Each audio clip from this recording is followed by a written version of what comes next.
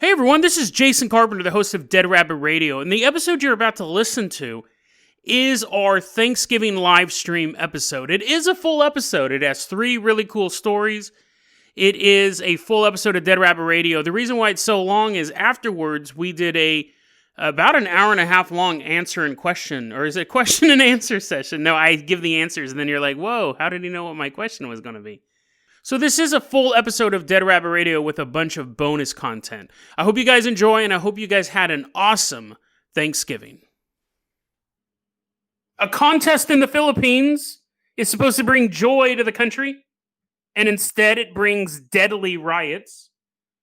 A man driving his car down the road has a close encounter of the turned kind, because like the cars are turning, stuff like that.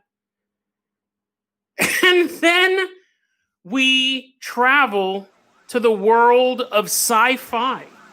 Is it possible that there really is a pair of glasses out there that will allow you to see aliens on Earth? Today on Dead Rabbit Radio.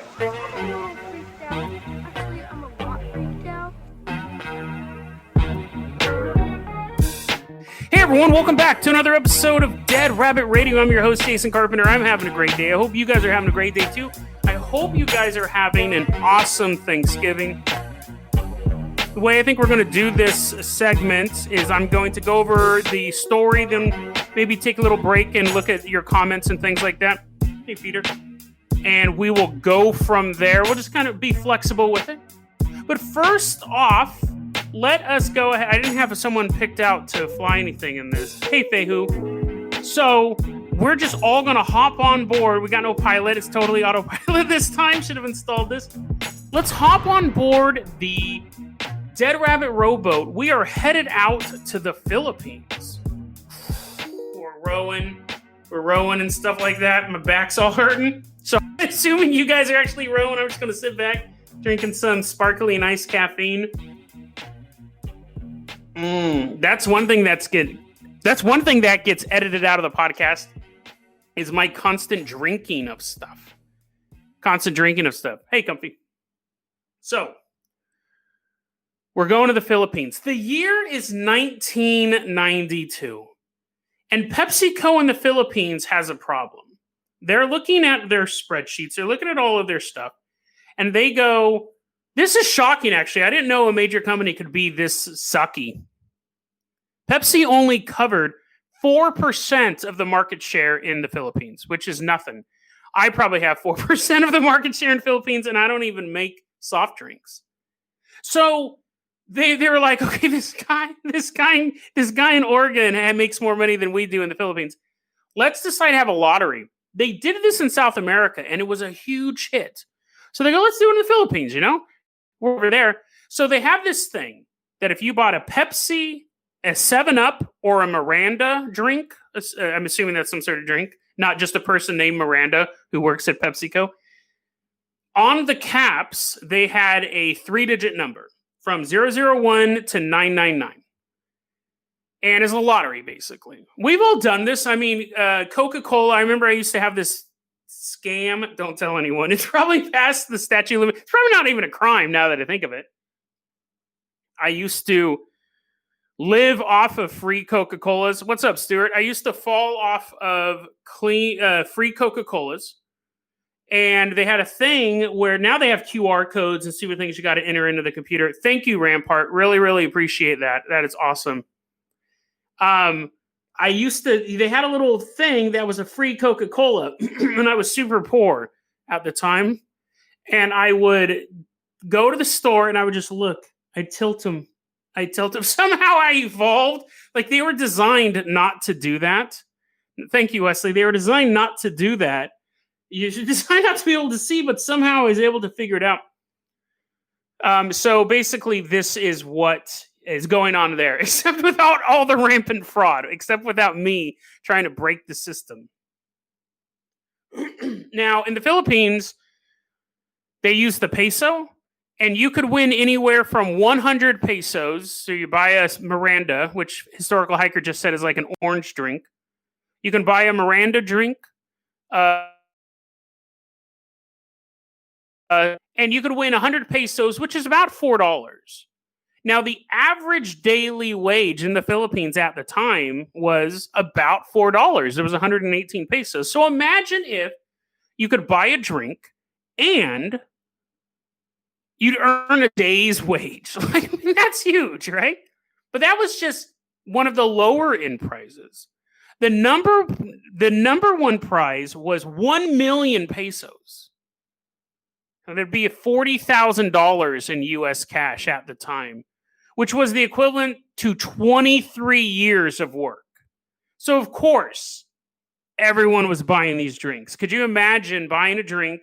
I mean, even just get one day off, basically, but to get 23 years worth of days off for buying a Pepsi. And if you lose, you still have a delicious Pepsi.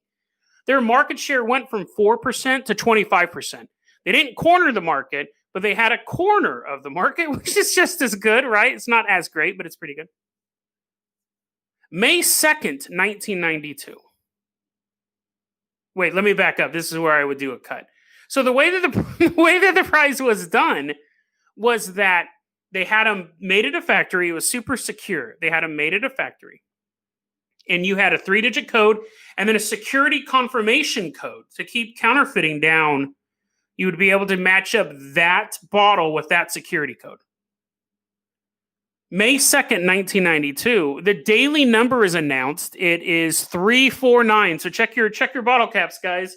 Check your Pepsi and your Miranda bottle caps if you have one. The number is 349. It's announced on the news. It's a huge deal in this country. But there was that number wasn't supposed to be that. Well, it was supposed to be 349, but what happened was there was a computer error at the factory. So more than 2 caps were listed with 349.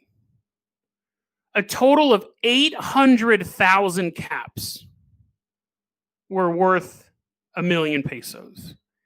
800,000 people were about to earn 23 years of never having to work for 23 years. But of course, that's not what was supposed to happen. Pepsi had set aside $2 million for this competition.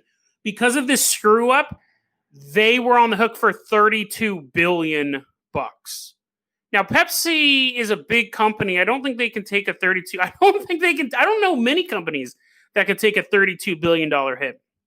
So they immediately were like, hey guys, sorry about making you think that your life was changed. There's only actually 2 winners out there.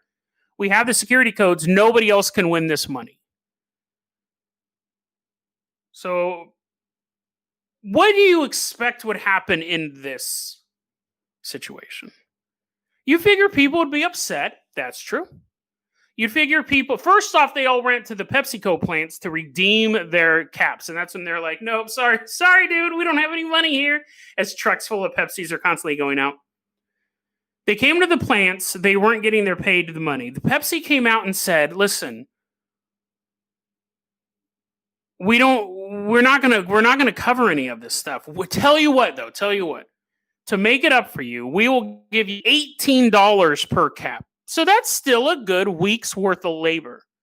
Half the people said, that's fine. Like, they got that it was a total error. Half the group said, we'll take the $18. We're not going to get anything else. The other half of the people formed the 349 Alliance, which actually sounds pretty badass. Honestly, 349 Alliance. Now, they didn't take their $18. They think that they are deserved 1 million pesos. So they begin protesting. Oh, pesos. They're walking through the street. They're walking into banks. They're all pesos. They're like, yeah, we know that's our currency. Why do you keep yelling that? They're walking on the street. They start protesting outside of Pepsi factories. Pesos. They probably had a catchier slogan than that. And these people are like, what does that even mean? You're just saying what we use to buy stuff. They start protesting. That doesn't work. They call for a boycott of Pepsi. That doesn't work. So then, remember, this all started with soda caps. They begin setting Pepsi trucks on fire. So now they're hurting what they truly love. I'm sure most of them were addicted to Pepsi at this point. Pepsi trucks are driving down the street. People are setting them on fire. They're breaking into parking lots. They're destroying the trucks. And then, that's not even the top thing. And then one day, a couple people were at a Pepsi warehouse, typing, doing stuff, selling Pepsi out of the back of the warehouse. They're black market Pepsi salesmen. A grenade comes through the window, kills 3 people. So now everyone's like, okay, we might want to rethink this 349 Alliance thing. There were rumors that Pepsi had actually hired agitators. Like Pepsi, there was a rumor that Pepsi got some South American mercenaries to come and be like, hey, we really need this protest to end. Would you mind setting our trucks on fire and lobbing grenades through our window? South American mercenaries are like, yeah, that's what we do. It's a Wednesday. That's what we always do. Then, to make matters even worse, there was a Pepsi truck driving down the road one day, and someone came up alongside of it and threw a grenade into the Pepsi truck, and the explosion killed a mother and her child nearby. So that's pretty rough. At this point, public tide was turning. I think probably the first grenade attack, people were already like, I don't know about this whole 349 Alliance thing. They did kill those 3 guys at that Pepsi warehouse. But at this point, pretty much all the protests stopped. All the attacks stopped. The court cases, though, continued. And eventually, Pepsi goes, listen, we're so sorry about that. We'll offer you $380. And then most of the people said, we'll take the $380. It's way more than $18,000. It's way less than $40,000. But, again, you probably threw a grenade at someone. You're just hoping to get some money to get out of the country. And then a couple of them hold out for even more money. The Supreme Court of the Philippines had to step in and say, you don't deserve anything. You get zero money. You should have just taken the $18 or the $380. There was no way you were going to get $40,000. As far as I can tell, I mean, again, this story just happened back in 1992. Thanks for the support, Stuart. This story just happened back in 1992. As far as I can tell, no one was ever prosecuted, for like throwing grenades into stuff. You know the big crimes. It's one thing. Listen, setting Pepsi trucks on fire is still like a crime. It's still technically a crime.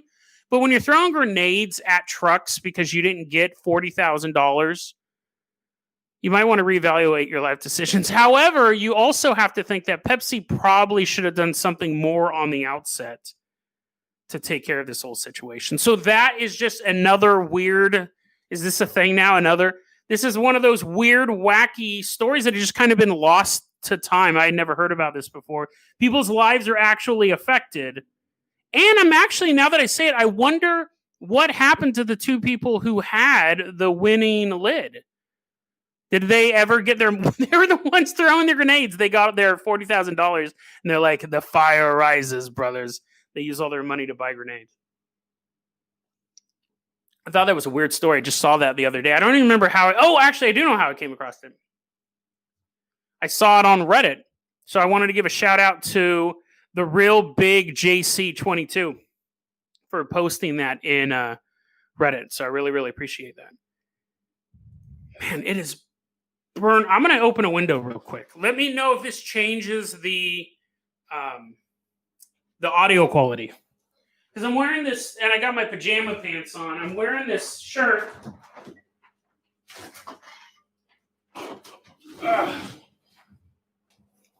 Okay, I'm back. Take a little segue real quick, if you don't mind. I posted this on my Twitter yesterday. Something really weird was happening yesterday. Something really weird. Hey, Nicole. Citrus Heights, dude. Citrus Heights in the house. I came across something weird yesterday. I was watching, I don't remember what I was watching on YouTube. Something dumb, probably. I think I was just wasting time. I saw a commercial. It kind of like struck me. I was like, what? It was a commercial for The Rise of Skywalker.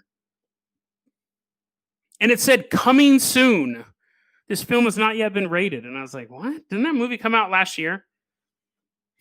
Now, because I obviously am into like the paranormal and stuff like that, I immediately thought, I immediately checked my calendar. I was like, did I travel back in time? Did I go back in time? Now, I didn't, as far as I know, but it popped up. And first I was thinking, because I think I was watching Red Letter Media earlier. They were doing something about The Force Awakens. So I was like, maybe that triggered some sort of algorithm. For the rest of the night, I got pretty much 2 ads playing back to back. Now I'd get ads for like, I don't know, the schizophrenia ad pops up still. That's always weird. I would get ads for The Rise of Skywalker coming soon in Christmas, which again came out in 2019 last year. And every time that commercial came on, I looked down at my little digital clock on my computer. I was like, still 2020, right? I'd get commercials for that. The other commercial I got was for a model car. A model, no joke. No, this is so weird. And again, I'm not a big believer in synchronicity and stuff like that, but I get a commercial for the model car of the DeLorean from Back to the Future. Not just the DeLorean. I should have added that part. It's like, oh, it's a DeLorean. It was actually a like Back to the Future time machine. And Milk just said the Blu-ray release. That's what I thought as well, but that's been out for a while. And again, it said, thank you, SK. Really, really appreciate it. Again, it would say this movie has not yet been rated. They were running the ads that they ran this time last year. So, 1, YouTube is ripping off Disney. They're charging them. This could be happening all over the world. And they're charging Disney to run ads that Disney doesn't even know is running. So they're getting like an extra $1 million. 2, we're about to time travel. Basically, like right now, the was a thing. It was a thing going on. The veil is getting thinner and thinner, and we're all about to go back in time. Or actually, there's 1,000 other rational explanations. But I remember when I first, that's that. I remember the first time it took more than one time. The first time I thought, did I go back in time? And then it goes on, and I kept doing it throughout the night. And then my first thing was like, if I went back to the year 2019, my first thought was, I don't want to have to record all those episodes again. Like, that would be super weird to have done all that work and then have to do more work on it. So, different time zones collapsing. That was Bonkelman's comment. Yeah, I would. But then I figured, you know what I would do? Obviously, you would warn people about the whole COVID situation. You'd be like, just running around. Everyone's going to get sick. Everyone's going to get sick in a couple months. But not really everyone. Just some people. But everyone's going to be afraid they're going to get sick. And you're not really going to know what to do for the first 100 days. Yeah, sure, Eric. Shout out to Eric. And then, I would just be... I'd probably save a bunch of lives. But then I'd have to like re-record episodes. So that would be rough. So re-record episodes or save 200,000 lives.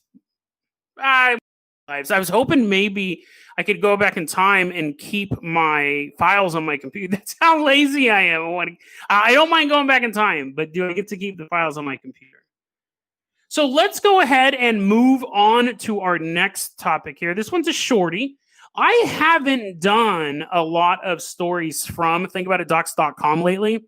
I've been doing a lot of stuff, and I really like that website. I hope you guys aren't getting tired of it. I think subconsciously I knew I needed to take a break. But I really like that website. I like them because they're just kind of these short, creepy stories that we can look at. And then to answer Ryan's question real quick, because he has to go take a shower. What's the hottest cryptid? I was thinking about that the other day. That big bootied reptilian that I covered last year. I was honestly sitting there and I was thinking about that. I don't remember the episode, but there's an episode where I talk about falling in love with a big bootied reptilian alien. So that would be that one. And thank you again, Stuart, for keeping the spirits up in the chat. Let's go ahead and hop in the Dead Rabbit Dirigible. We are going to head on out. We're leaving behind the Philippines. We're saying goodbye. We're drinking a bunch of Coca-Cola because they didn't honor their sweepstakes. And I'm have a bunch of bottle caps in my hands with 349 on them. I'm throwing them out into the people below. Everyone get rich, but no grenades, no grenades. We're flying away in the dead rabbit dirigible. Dirigible is flying over the Pacific Ocean. I think that's the easiest way to get back. We're heading out to Seattle, Washington. The year is 1997. Wait. The year is 1972. Had a little brain. It's the time travel. It's the veil getting smaller. The year is 1972. We're in Seattle, Washington. We are walking down the street. I don't know why I always put myself into these scenarios and then I have to like go, oh, never mind. We're not walking on the street. Hold on a second.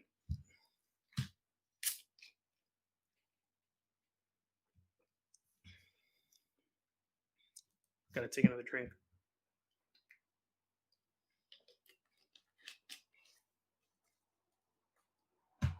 We're walking on the street and we see a car.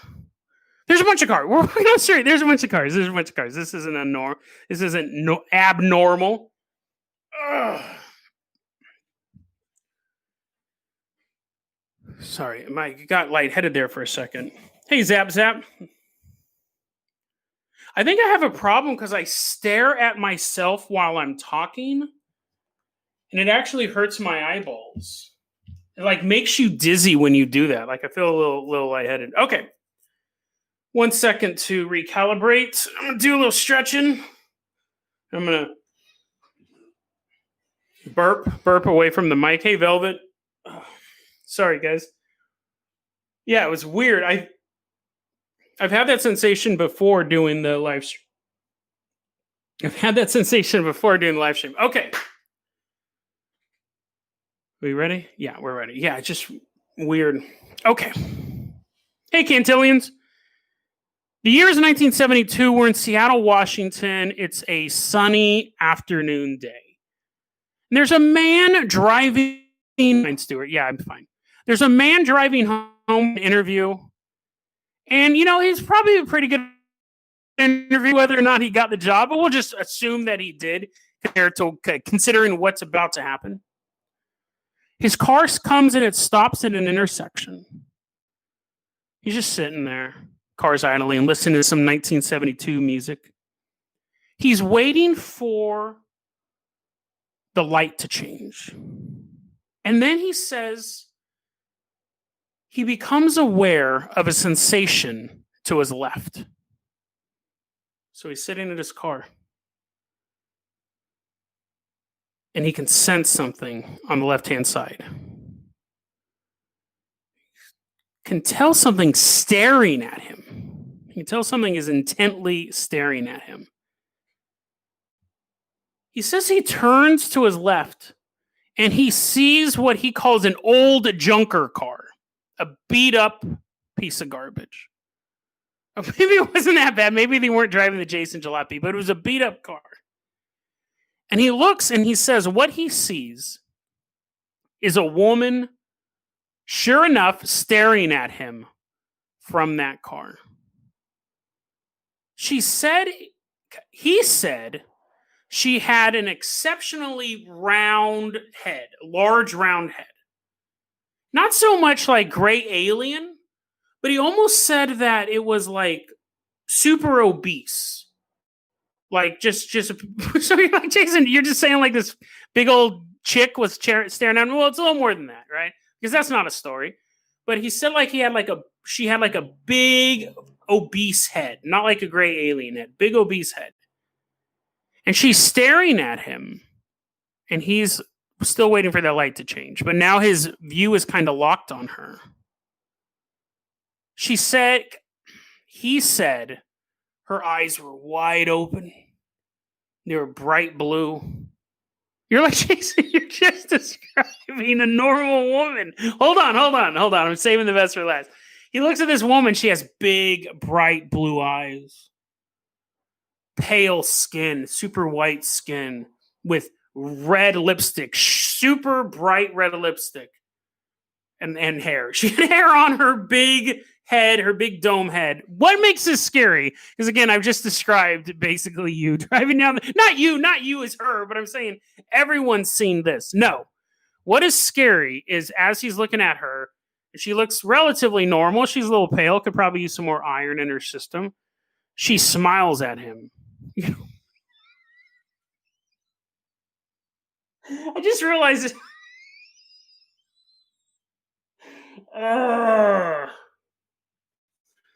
Let me go ahead and finish it.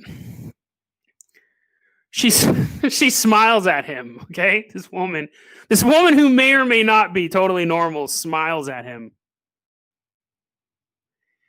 And he notices her teeth are made of wood. And then he drives away. Okay, so when I first read this story, I thought, whoa, dude, that's like that time I was driving on the road and I thought that I saw that alien. Not alien. When I was driving on the road and I thought I saw that demon. Remember, I told a couple stories like that where I thought I saw, no, Milk's like the poor girl. I thought it was, okay, when I first read it, and I read it a couple times, I thought, oh, dude, it's like when I saw a demon in the car next to me or driving past me, maybe this guy. She doesn't do anything spooky.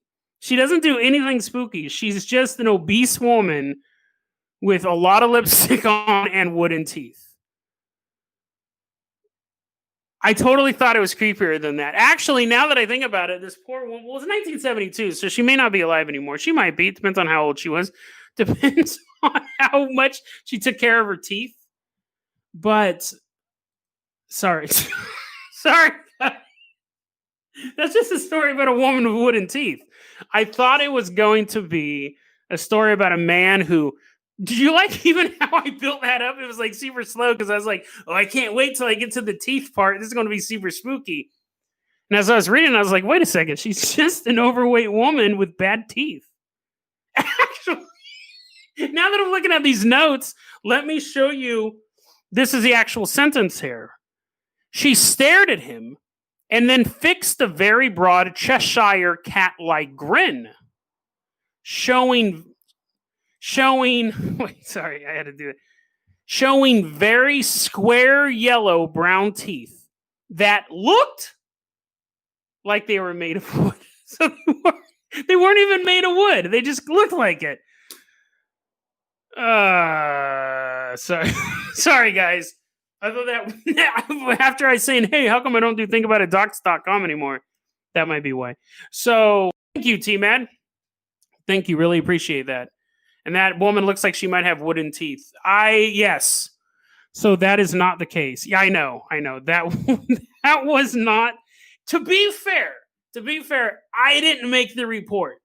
If it was me making the report, then I'm just reading it. But I thought that was spookier. Oh, man. That was a Thanksgiving episode. Okay. But we have a really cool story to wrap this guy up. And then I'm going to stick around and we'll do some question and answers if you guys want to kick around and stuff like that as well. Let's see. Oh, and this owl painting, we should talk about this real quick. Sorry for the podcast listeners, but this owl painting I got at Artifacts Bookstore, and it was like $2. And it has a little hole. Oh, guys, here, hold on. I think I might have shown you guys this before, but I'm going to show you something. I'll take a quick break. Yeah, when you stare at yourself talking, you actually get dizzy. It actually makes you dizzy. Check this out. I got this for free. It was actually Sabine helped me get it. Dude, check that out. This is a watercolor Bigfoot painting. I haven't figured out where to hang it up yet. I kind of want to hang it back here, but I'm afraid I'm going to bust it up with my chair rocking back and forth.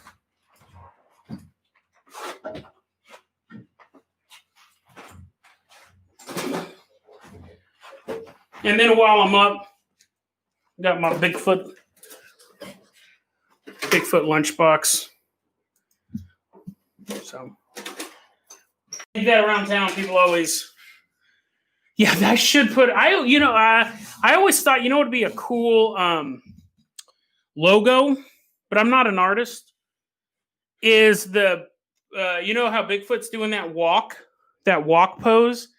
If someone could put a book in one of his hands and just write on it Book of Mormon, that'd be a sticker. That'd be sticker. You could have Book of Mormon Bigfoot. People love that theory. Mormon Bigfoot, monkeys don't exist. Those are the two. Yeah, I thought about that. You could just put a little tie on him, a little tie on the Bigfoot. Monkeys don't exist in Mormon Bigfoot are my two go-tos when I'm talking to people about the show that haven't heard about it. It's like, well, do you think monkeys exist? Yeah, well, of course. Well, should listen to my episode. I've thought about going back and doing more Han stuff. You got to be careful. You don't want to keep. One time I did a whole week about Vampire Lord Kevin. I love that week. I absolutely love that week. I should just repeat that at some point. But he had so much material. Hans has a ton of material as well. But he gets... his YouTube channels keep getting shut down for a reason. I'm not a huge fan of people being censored and stuff like that. But anyway, so you got to be careful how much Han stuff you cover. Again, I've said this before and I'll say it again. I wish him the best of luck. He's a young man.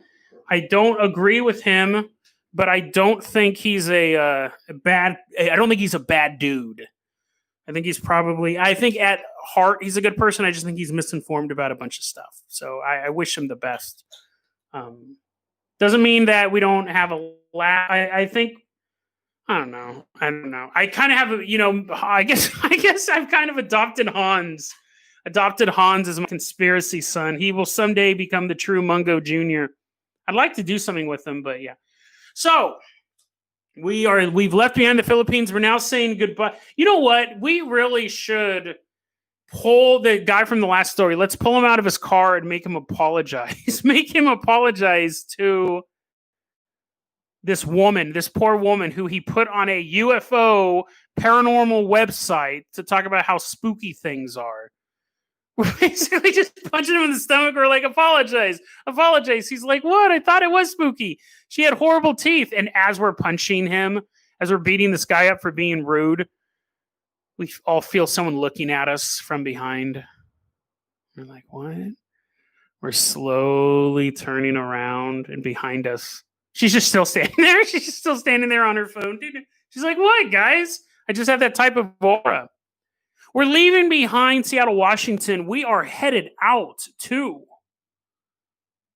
Los Angeles. Oh, wait, what? I have to say what vehicle we're in. Let's hop on board the Carpenter copter. Everyone get on board. Our hands are all sore from doing all the punching. My elbows, I was throwing in a couple of elbows there. Hey, Robert. Let's all hop on the Carpenter copter. And Nick just asked, who's Hans? That's a long story, but you can check out episode, 151, 152, somewhere around there. Hans is a man who believes monkeys don't exist, and he's a jewel. He truly is a jewel in the YouTube crown. We are all hopping on board the Carpenter copter. William Birtle says there's 50 of us. We're all getting in the Carpenter copter. T-Matt standing outside. We are leaving behind Seattle, Washington. We are headed out to Los Angeles, California. Helicopter is flying over the West Coast. Now, this story is partially a story, mostly a story, but I want to say really quick that a Quick Dead Rabbit recommends. There's a lot of movies that I saw that I assume other people saw who are into this stuff. So I'm going to assume almost all of you have seen They Live at this point.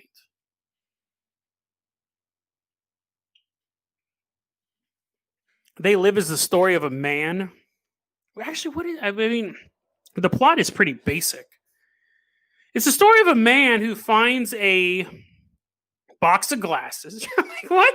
And he sells them at the Sunglass Hut. Makes $1 million. It's the story of a man who basically lives in our society. He finds a set of glasses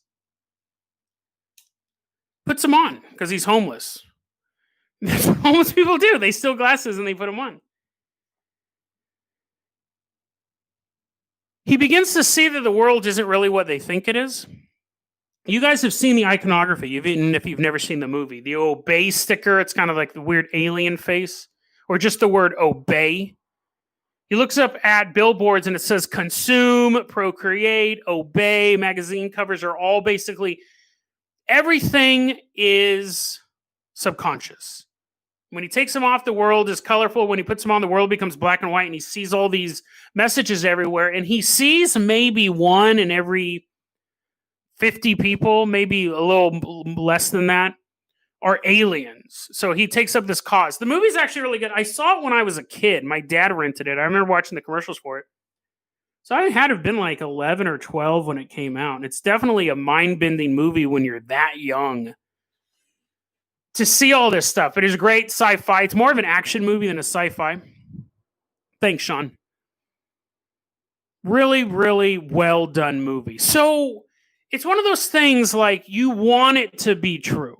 You want it to, not that you want aliens to be putting subliminal messages in all of our stuff, and you want aliens flying, down to take us over. And yes, Nick has pointed this out, and so did David, the line, I'm here to, what was it? I've come here to chew bubblegum and kick ass. And I'm all out of bubblegum. And then he starts a mass shooting. It's a really interesting movie because from his point of view, he's shooting aliens. But to everyone else in the movie, he walks into a bank and massacres a bunch of people at random. So it was Rowdy Piper starred in it. Thank you, Stuart. It's a really, really interesting film because it can really trip people out. You imagine, I'm not saying this is true, but when you could take that, I'm actually surprised this doesn't play more into mass shooting culture. I know there was the one guy who shot his minister like 4 times in the head because he thought he was a reptilian. And the minister survived, and everyone said, whoa, he must have really been a reptilian because he survived 4 shots to the head. You can survive 4 shots to the head. The thing is that not like right in your head, but remember, if you get shot here or you get shot here, it's still considered, people on the podcast can't see what I'm doing, but you get shot in the forehead right here, or if you get a bullet that grazes the side, they're still considered shot in the head. So you can survive. I'm not saying whether or not the guy's an alien. I doubt he's an alien, but because aliens could also die from 4 shots in the head. Anyways, where was it going? Oh, yeah. So now that I'm surprised this doesn't play more in a mass shooting culture, which I'm kind of glad. I wish we didn't have a mass shooting culture. But this idea that I only kill the bad ones, basically that's a hitman or an assassin or a soldier.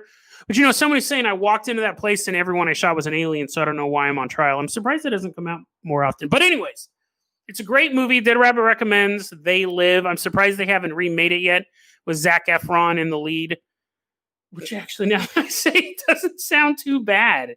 I always like movies when they get hot, young, not physically hot, although he is cute. Not cute. Okay. I think it's interesting when you take like Robert Pattinson and put him in Batman because you're going to get a whole new audience for the movie. So if they took Zac Efron and put him in They Live, you're going to get a bunch of people who have never watched They Live to watch it. So I don't have a problem with that. I think if remakes are fine. So here we go. Yeah, Stewart said he just knows someone who got shot twice in the head, I'm assuming, but maybe not, and They Live. So yeah, it can definitely have multiple shots can happen, get shot in the head. Okay, so recently on the X board, this pair of glasses appeared. So we're in Los Angeles, and that's where They Live takes place. We walk into a warehouse. Rowdy Piper, he's standing there like a force ghost. I miss Rowdy Piper. Not like I knew him, not like he was my neighbor, but his force ghost is standing in the corner. He's nodding to us. We're walking through this warehouse, and there is a pair of goggles sitting on a table.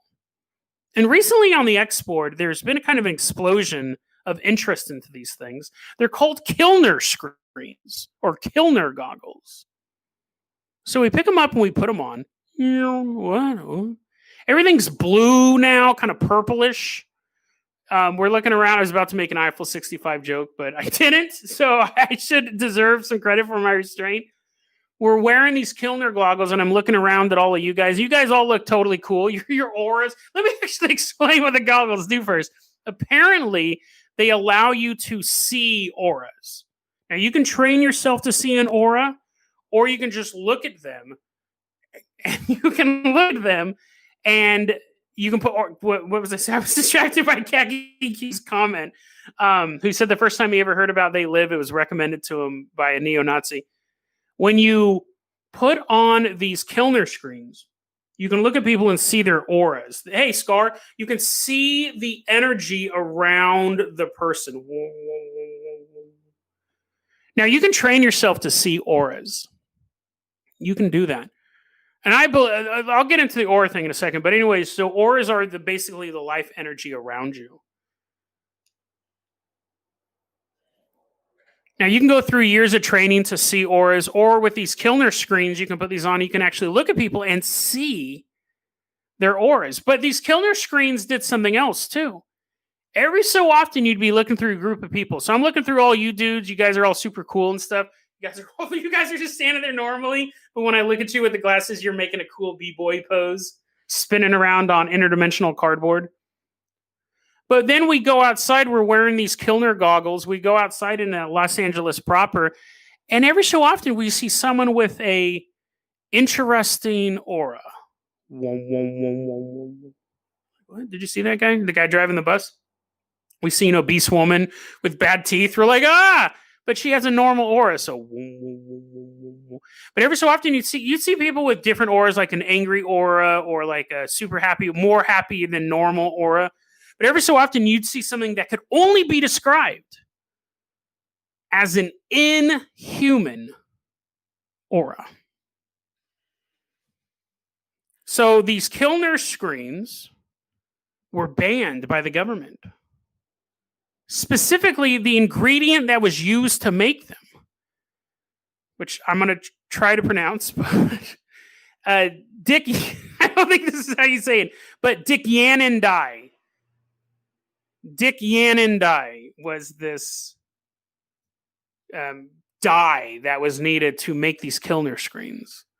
The government banned it. They said you can't use Dick Yannon dye. Not only can you not use it, you can't pronounce it correctly ever again. Dick Yannon dye, you can't use it. And to this day, Dick Yannon dye is still illegal. And so the ability to make these glasses are also illegal. Is the government possibly keeping from us technology that will allow us to see alien invaders? It's an interesting story. And I had a lot of fun looking into it. Let's really dig into it. That's pretty much the bulk of the mythos. Dick Yam die, apparently, is what Bongo Man is saying. Here we go. There apparently also there was another version of these glasses made by a guy named Tom Beaucamp Arnold called the PranaView goggles.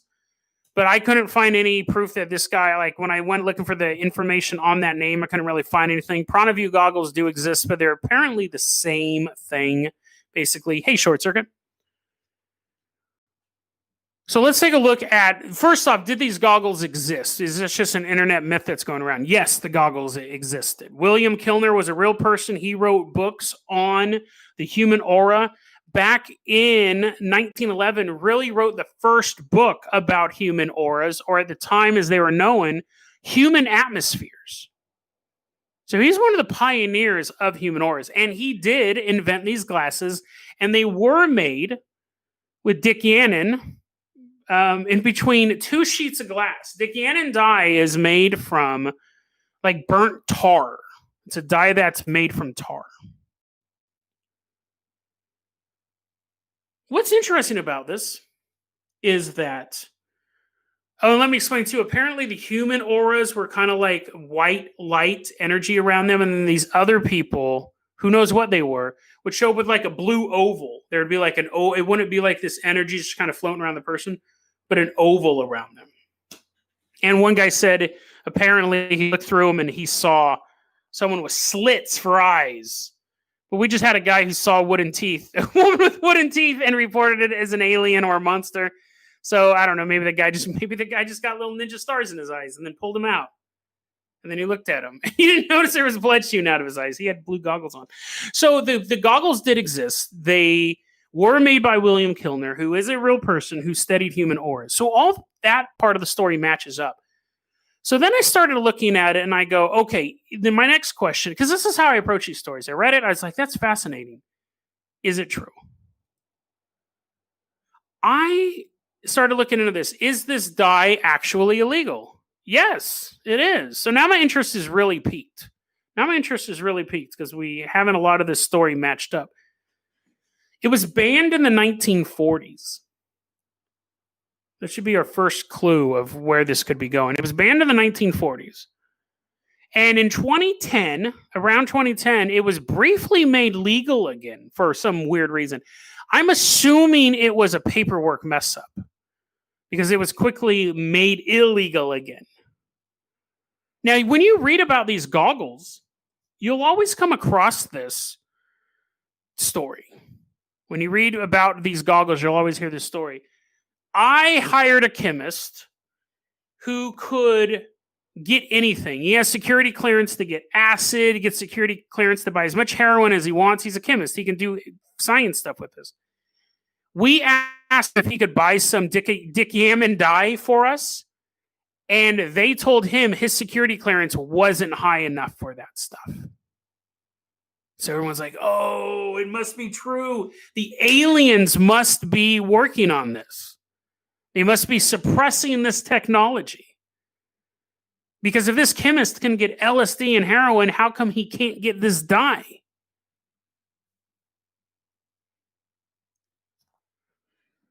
Interesting story, interesting little tidbit, because you sit there and you think, yeah, that is interesting. Like heroin and LSD is super, it's illegal. We know that. Why is this stuff illegal? But then you got to start, and this is where I started thinking differently and was able to kind of get to the bottom of this. If I'm a nuclear engineer, I'm a high level scientist, and I'm working on like nuclear chemistry, do you think I could order unlimited amounts of heroin? Just because you're a chemist doesn't mean you can get every possible chemical out there. If you're a chemist in one field, you can't be like, you know what I want to do? I know I've been doing like biology. I know I've been doing this chemistry of starfish, but I really want to see what happens when I inject them with heroin. So you order a bunch of heroin. You'd probably have to get some paperwork filled out for that. The reason why this stuff is illegal, and this is kind of interesting because a lot of people lead this stuff out. The X post was posting what they knew. It's the articles that he was sourcing that leaves this information out. It's highly carcinogenic. Dick Yammon dye can cause cancer. It's toxic at the very least. You can argue that, the cancer research may not be valid because we haven't had long-term studies on it. At the very least, it's toxic. It can also be used as a way to, and this is why it was made illegal in the 40s. Because if you had this stuff and you were able to see aliens from 1911, why would they make it illegal in the 40s? Why would they spend 30 years letting people walk around being like, there's an alien, there's an alien. Why wouldn't you just make it illegal the next day? The reason why it was made illegal in the 40s is because this can be used to make dicyanoacetylene rocket fuel. Now, before we were really making a ton of rockets and making jets, I actually think it's a jet fuel. Before we were like, oh, look at this stuff. It's blue. It's kind of cool. I can kind of tell if my boss is an alien. But once we start building jet fighters, we start to realize it's probably not a good idea to have this stuff 2 inches from your eyeballs or really anywhere around you. This stuff, where did I put in my notes? This stuff burns so hot. It burns, not the glasses itself, but it can be converted to the dicyclylene or whatever. It can reach temperatures of 9,010 degrees Fahrenheit. That is the hottest possible fire in an oxygen atmosphere. 2 inches from your eyeballs, right? I mean, that is as hot as it can possibly get on the planet Earth. And you got people like, hey, Maul, look, I can see a white line around you. Isn't this awesome? And they're like smoking a cigarette. So that's the reason why it's illegal, because it's super, super dangerous. But of course, you could always push back that, it's not toxic levels and carcinogenic levels is easy to kind of say, oh, it's just that, stay away, stay away. The thing is, you can make these goggles yourself. They say if you take a purple sheet of glass or plastic and a blue, like, because it's cobalt blue is really what you're looking through. This dye is this particular shade of blue.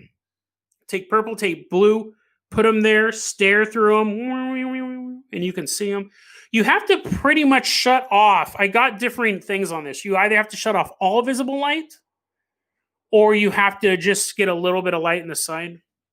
But people who have built these goggles using the plastic stuff, you can buy these online, but they're total ripoffs. They're basically like sunglasses you can buy at a gas station. Someone commented on X. You can buy glasses that you buy at a gas station, but they cost you $90.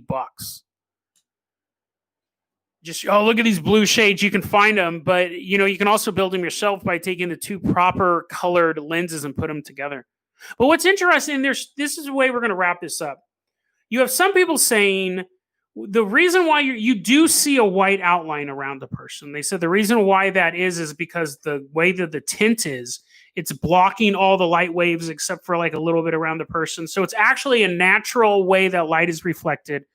You're seeing white lines around people. And if you already believe in auras, then you're going to believe that is an aura. So you have to think this is just another device, another spooky invention that's supposed to let us pierce the veil and see what we know is true. I believe in auras. I totally believe in auras. I think it's one of those things. It's one of those weird things. Like if you don't believe in them, or if you believe in them, it's such a benign theory. But I do believe that when we're around other people, we sense them. Like I think you can we call it, gut feeling. But I think really what we're doing is we're detecting their aura.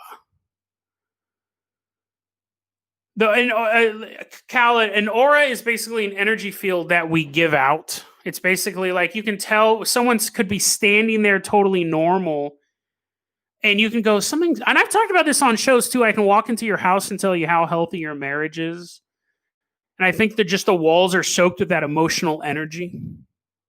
And you can be soaked with that emotional energy. People can see you, and you think you're doing just fine, and someone walks up to you and go, "You doing okay, man?" Oh. You can even be someone you don't know, being like, "Are you feeling okay?" You kind of I feel like you're kind of sad now that you have those wooden teeth. You're like, it's a curse. So I do believe in auras. I do believe people can see them. I do believe it's something that you can train yourself to do. But that's something that these glasses can skip ahead. And I think a lot of people wanted. There's two stories to these glasses. One is that it gives you the paranormal ability to see people's emotional energy, which would give you a leg up and would make you feel special that you could see that. The other one, obviously, is the fact that aliens are invading. That might be more important than telling whether or not your neighbor is mad at you. But preventing an alien invasion by wearing these goggles and being able to see what's going on.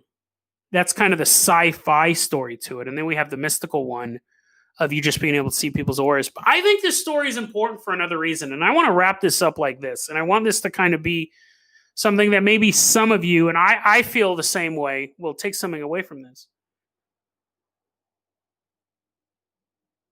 This might sound contradictory coming from me, but why do you need to see the aura? Why do we need to visibly see the aura if we know that we can feel it? Why do we need to see it? Because we want proof. We want proof. It's this weirdest thing in this form of research. We want proof. Example, you walk into a house. You feel uncomfortable. You feel like you're not alone when you're in your bedroom. So you tell someone, "Hey man, I think my bedroom's haunted." What's the first question they're going to ask? What'd you see? Well, I didn't see anything. I just felt something. Oh, okay. You know that your house is haunted. You feel it in your bones. But you still want proof. We believe that seeing is believing. That seeing itself is proof. But why? Our sense of sight deceives us all the time. You can look at any sort of optical illusion or something off in the darkness. Our sense of sight deceives us all the time. Why is it important for you to be able to see auras when you can already see, air quote, auras? You can already feel them. You can feel that energy. We have a weird desire to need proof. I don't know if it's a human thing. I don't know if it's something that's mostly in the paranormal world. But you know what I mean?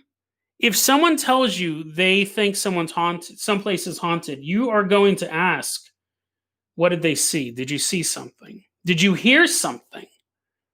Think about all the times, I've done this many times, where I'll be sitting in my living room and I'll be thinking something's haunted. I'll be wondering about ghosts or anything like that. And I'll be thinking, what would happen if I saw that bottle fly across the room? It's never happened to me. I've never seen anything levitate in front of me. But is that really... Let's not say the bottle flies across the room because that's a violent act. But let's say that you see your phone levitate an inch off the table and fall down. Is that any more proof that one moment than months of being in your place, feeling psychologically like there's something standing behind you? You never see anything, you never feel anything, you never hear anything. But every time you get up out of your chair, it's almost like someone else is getting up out of that chair with you. When you're standing in the shower, it's like there's someone right outside the shower curtain watching you. You feel this so intently that you're uncomfortable in your own place. You've actually been looking at moving, but you keep telling yourself, no, that's dumb, that's dumb. For months that goes on versus 1 second of your phone going just an inch off the... Why? And I know the answer is the phone. But why? Why do we put so much emphasis on the scene?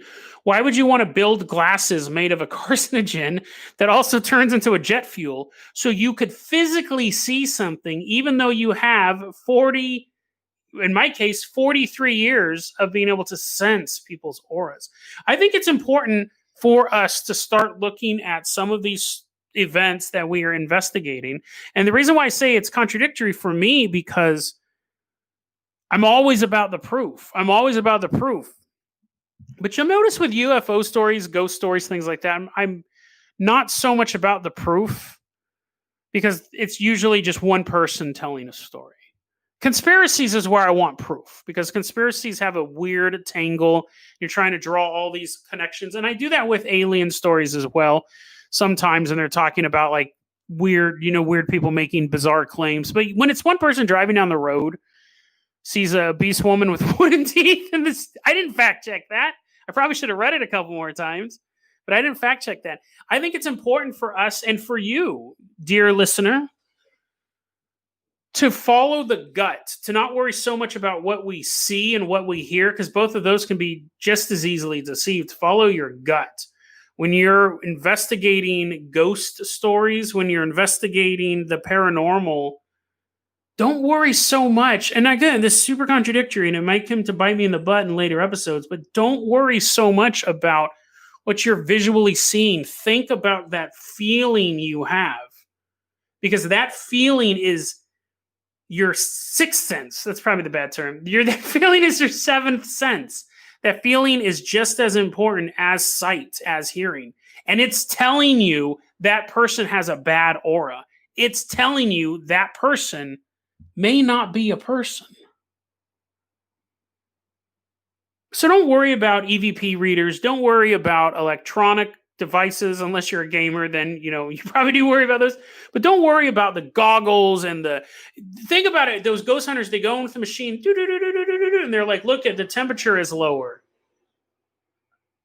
that doesn't prove anything more than someone going in there and going, I sense a great spirit in here. When's a measurement that anyone could go, well, yeah, the wind blew by, or I wasn't there, and that could be fake and stuff like that. We put so much of reliance on science when we're talking about something that's paranormal, to the point that we're building carcinogenic glasses made of jet fuel on our face. We can do that stuff, but don't discount that gut feeling, because if you're in that house, see, this is where, because if you're at home, you may have all the EMF readers, you may have all the spirit boxes, you may have your Kilner screens on your face ready to go. But all of those can be equally deceived as well. The only thing you can trust is when the pit of your stomach opens up, because that thing is standing behind you once again. If it can't be seen by our eyes, if it can break the laws of the universe, why wouldn't it be able to deceive the technology man has made to detect it? The only defense mechanism we have against this stuff is ourselves. So don't waste money on this junk. Just understand that when you feel uncomfortable, there is probably a good reason for it. Or a woman with wooden teeth is staring at you right now. DeadRabbitRadio@gmail.com. You guys know the drill. It's funny, we'll wrap it up. I guess I should do a proper wrap up. DeadRabbitRadio@gmail.com is going to be your email address. You can also hit us up at Facebook.com/DeadRabbitRadio. Twitter is @DeadRabbitRadio. Dead Rabbit Radio is the daily paranormal, conspiracy, and true crime podcast. You don't have to listen to it every day. I'm glad you listened to it today. Have a great one, guys. This is normally the point where I immediately shut my mic off and I go,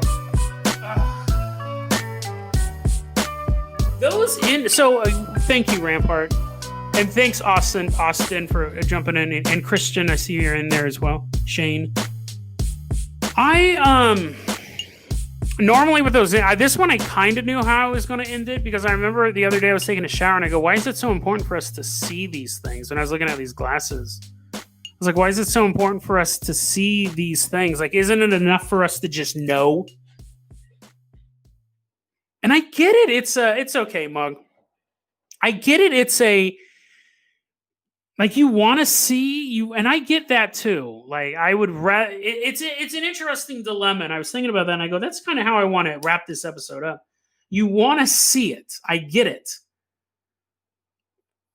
But how important is it to see it if you can feel it? Like, I've seen a few things, but I've experienced more than I've seen.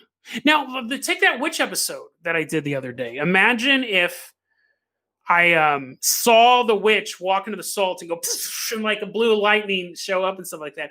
I could tell you guys that. Would you guys believe it, though? Like, even I was like, guys, I swear to God, I saw blue lightning come down and stop the witch from walking in. You'd be like, what? The fact that she doesn't walk in through the salt, I didn't see the physical reaction. I was sitting in the chair the whole time. And this is a comfy chair, by the way. Who mentioned that earlier? Milk. Yeah, it is a comfy chair. So yeah, we have this tendency to want to see. And then Callum, that's funny. Callum just posted, what does everyone think about the supposed December 2nd alien invasion? It's not going to happen. I have thought, honestly, about doing a podcast, like a whole podcast, weekly podcast that's just prophecies, not old prophecies. You could do a week and you're like, hey everyone, December 2nd, it's coming up. Everyone's going to get diced.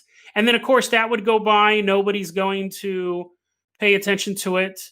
And then you go on to the next one and the next one and the next one and all that stuff. Like, these prophecies, they keep coming. They're always super close. They disappear. I remember the aliens were supposed to invade the 2012 Olympics. I remember that aliens were supposed to invade the royal wedding, not the Kate Middleton one.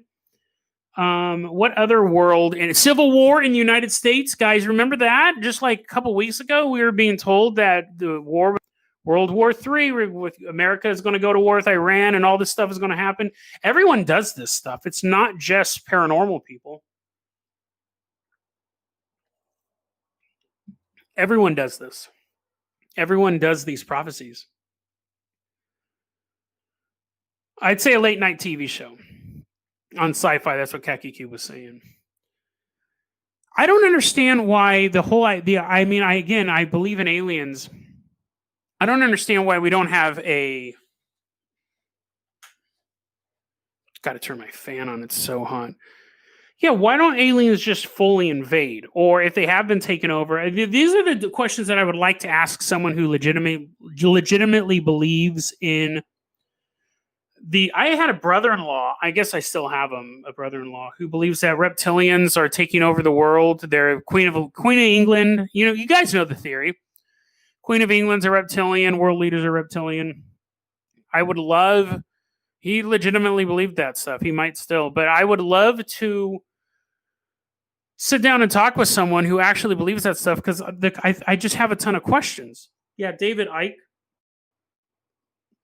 When did the aliens start? My big question is this: when did the aliens start doing this, and what's taken them so long? Those are big questions. Khaki Cube, have you ever heard the theory that Earth is actually under alien sanction? No aliens are allowed to make contact with Earth. That's an old one. I've heard that before. It's a pretty convenient one as to why aliens don't make contact with us. Obviously, there's some leaps of logic in that. And this is funny because, like, again, if with straight off alien encounter stories, I'm more, I want to say trusting, but I give them more the benefit of the doubt. But that becomes a conspiracy theory. Why would the aliens have this convention put up? Oh, it's because humans are barbaric, and then they have to learn. What have humans done in the past when we've come across quote unquote barbaric people on this planet? Do we just sit there? There's basically a couple tribes left now that we don't do anything, like on the island.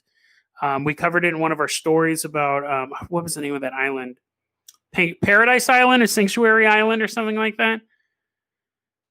Generally, we either enslave them, destroy them, or convert them. And usually it's a combination of the three.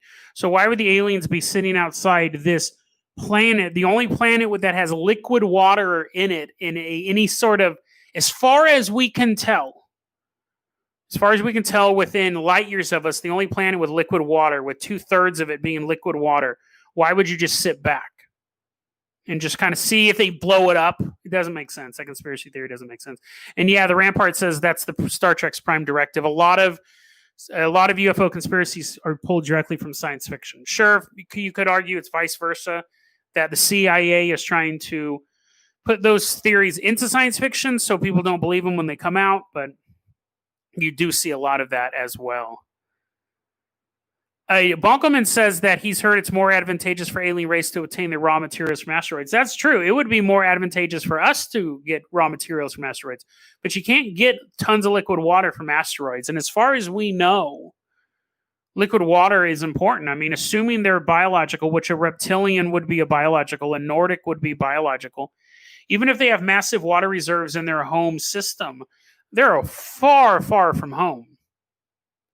So why haven't they come to take our water? Like, again, why are they just kind of hanging out and waiting to figure it out? And you can imagine like the Nordics at the table, and he's like, I believe the humans deserve a chance. And the gray aliens talking about hippie environmental nonsense. The reptilians like, let's eat them all. Like, how's that a council? Right? Basically, they all hate each other's guts. AAAOOO asked, if I could talk to Bigfoot, what would you ask or tell him? Well, that's an interesting question. If I could talk to Bigfoot, if I met Bigfoot and I could talk to him,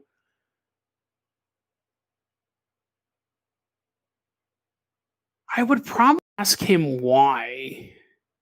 Like, what's he doing here? Not from some sort of metaphysical thing, because that's a deep question. You're walking down the street and you're like, hey, buddy, what's up? Why are you here? They're like, to get coffee. You're like, no. Why are you? I would wonder why he hangs out in the forest and stuff. Like, what's his? And he may be like, me, Bigfoot. This is me home. And I'm a leprechaun now. I'm saying me all the time. You could be like, this is just where I hang out. But I would be curious, like, did you used to be human? Do I have more than one question? Did you used to be a human? Are you from another dimension? Bigfoot's like, what are you talking about, weirdo? I'm a giant ape that can talk for like 5 minutes. You're asking me if I used to be human. To me, that's the scariest Bigfoot theory. Every time I cover it on the show, it gives me the heebie-jeebies. People turning into Bigfoots. I've covered that twice, and it's super spooky. Yes, Milk, XM64, Sentinel Island. That's what I was talking about. Thank you.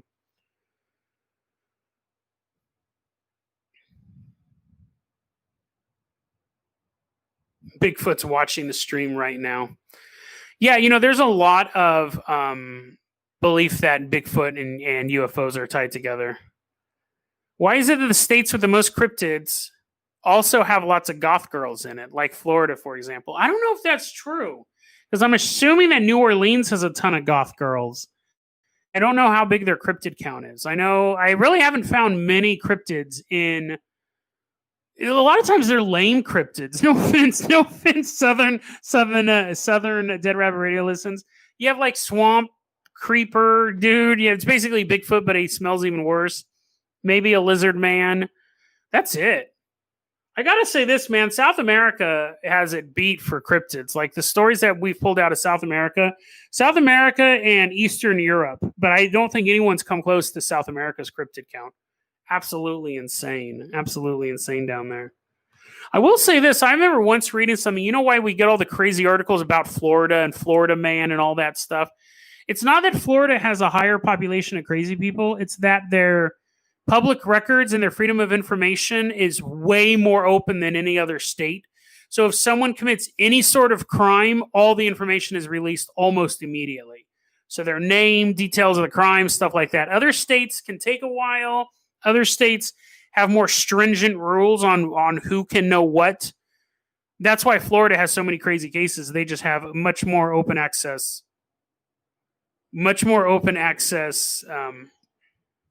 Documents. How do we get talking about goth girls? I mean, I'm not complaining necessarily, but I'm seeing goth girls pop up a lot. Which again, not complaining. I think we talked about this before. How come there's not goth women? And I think it's because most of them start using heroin at some point. But yeah, if you are 30 years old and you're dressed goth and you're not a musician, you're not a heroin addict, and you're not a vampire, are you a goth girl or a goth woman? Is there another term for it? Is there a gothy term? Is Historical Hiker still on here? She may know. She knows about old-timey stuff. She's like, what? No, I don't know if there's such a thing as a goth woman. I don't know if she's still on here, though.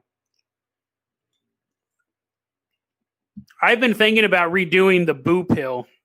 That episode came out years ago, or 2 years ago. I think it's an important episode. Girls love the paranormal.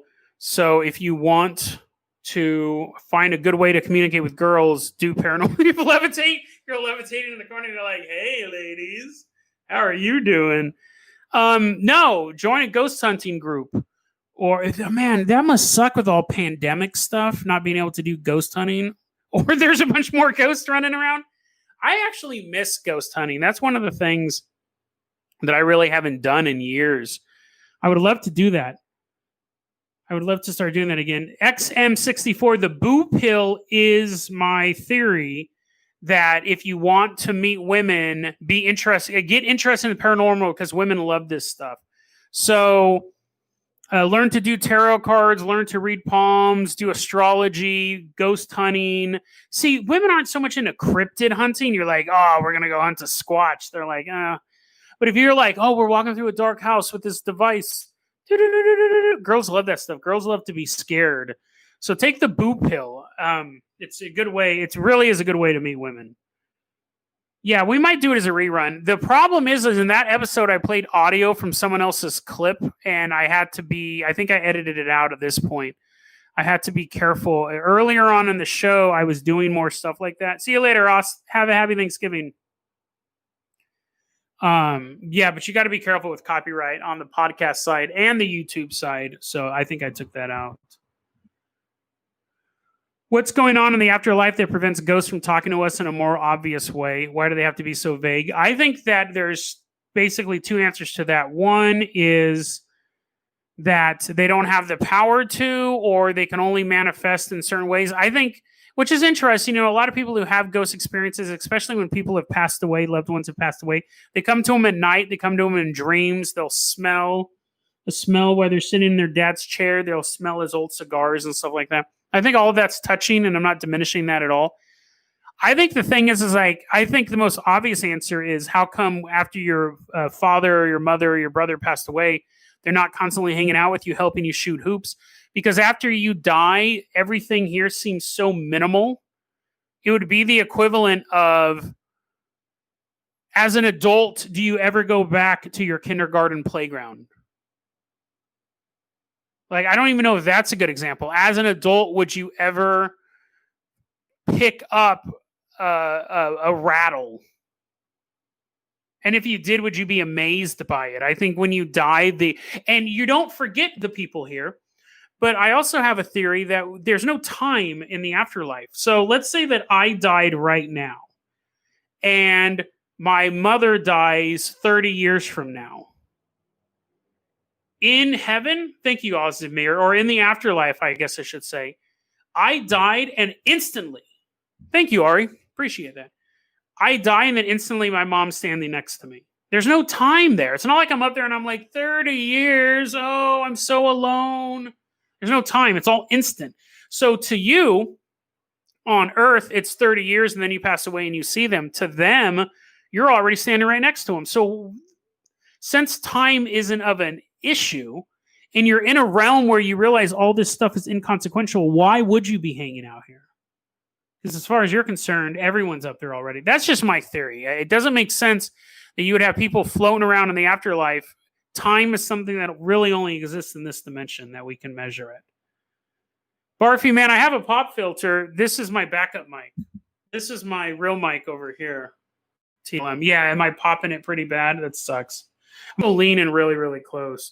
But yeah, this is my Blue Yeti. This is my live stream mic. Asmir asks, do you believe in the law of attraction? Yeah, I've actually done a couple episodes on the law of attraction. I 100% believe in it. I think people who don't believe in the law of attraction still use the law of attraction, which is kind of an interesting thing. You'll see any bodybuilder you talk to, they'll say, when I started bodybuilding, I visualized this body. Before I started lifting, I visualized what I'm going to look like today. And as I was working out over the years, I would visualize my legs getting bigger, my thighs getting bigger. That's law of attraction. A businessman doesn't go into his shop 5 times or 7 days a week. It's a small business owner. Goes in there 7 days a week, works 8 hours a day, and then it's a success. You have to visualize that success. And he pointed out Neville Goddard, I believe.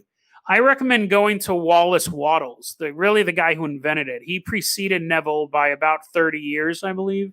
He wrote The Science of Getting Rich, and that book changed my life. It definitely changed the way I look at life. I don't really read a lot of books. I read mostly articles, but that book's amazing. And the law of attraction totally works. I do not work on this show. There are times where I don't use the law of attraction on this show. And I notice that my views go down and I don't gain new listeners. But when I focus on people finding the podcast, enjoying the podcast, my numbers go up. It's 100% true. You create your reality. Yeah, Khaki Cube said, I heard a theory once that ghosts exist in all forms at once, time, past, present, future. Yeah, that would make sense. It would make sense. You'd be chilling up there with, Vlad Tepes. Hopefully not, but, maybe he's gone over his whole impaling thing. And to him, he's only been up there for a minute. You wouldn't even notice. You're like, hey, Vlad, what's up? You're all covering your butthole as you're walking by him. He's like, yeah, it's a horrible stereotype. Yeah. Denzo says that skateboarding is a lot of law of attraction. I think any sport where you're thinking, you visualize that ball going out of the stadium. It's super powerful. It's a super powerful thing to visualize. And a sport is interesting because you have everyone's visualizations working against each other. But The universe gives you what you ask of it. Now, obviously, the pushback is you always hear, what about some kid in the Sudan whose family was killed by raiders and he's on the run and he hasn't eaten in 4 days? Where is the law of attraction? Do I think he brought those raiders to his village? No. I don't think the law of attraction, in my personal experience, because I'll be walking down the street and I'll be like, dude, I hope like some ninjas jump out of the bushes right now. And then Leonardo comes and he helps me and we fight off the Foot Clan. I'm constantly thinking about like getting in fights. I'm constantly thinking about like what happens if someone kicked in my door right now. I'm always thinking about all of this stuff. It never happens. It never happens. I'm just always on edge. I don't think the law of attraction works on a negative aspect. It probably would if that's all you did. I also have positive thoughts. But if you think positively, basically what I'm saying is the kid in the Sudan that was really unlucky that he was born in that place in that time, in that village, it sucks. But if we could get that kid out of that village, get him into a society, move him to Egypt or something like that, move him anywhere, give him some books, give him some people who care about him, and apply the law of attraction, that kid's going to be a success. Without the law of attraction, the kid will still have a much better life than he had before because, he was not under constant threat of getting killed. But I think the law of attraction can help. But it doesn't, if you're in a situation like that, you didn't cause that. But you can use this as one of your toolkits to get out of it. So I do think it's definitely worthwhile. AFX asked, what's the deepest rabbit hole you ever explored? The Conformers.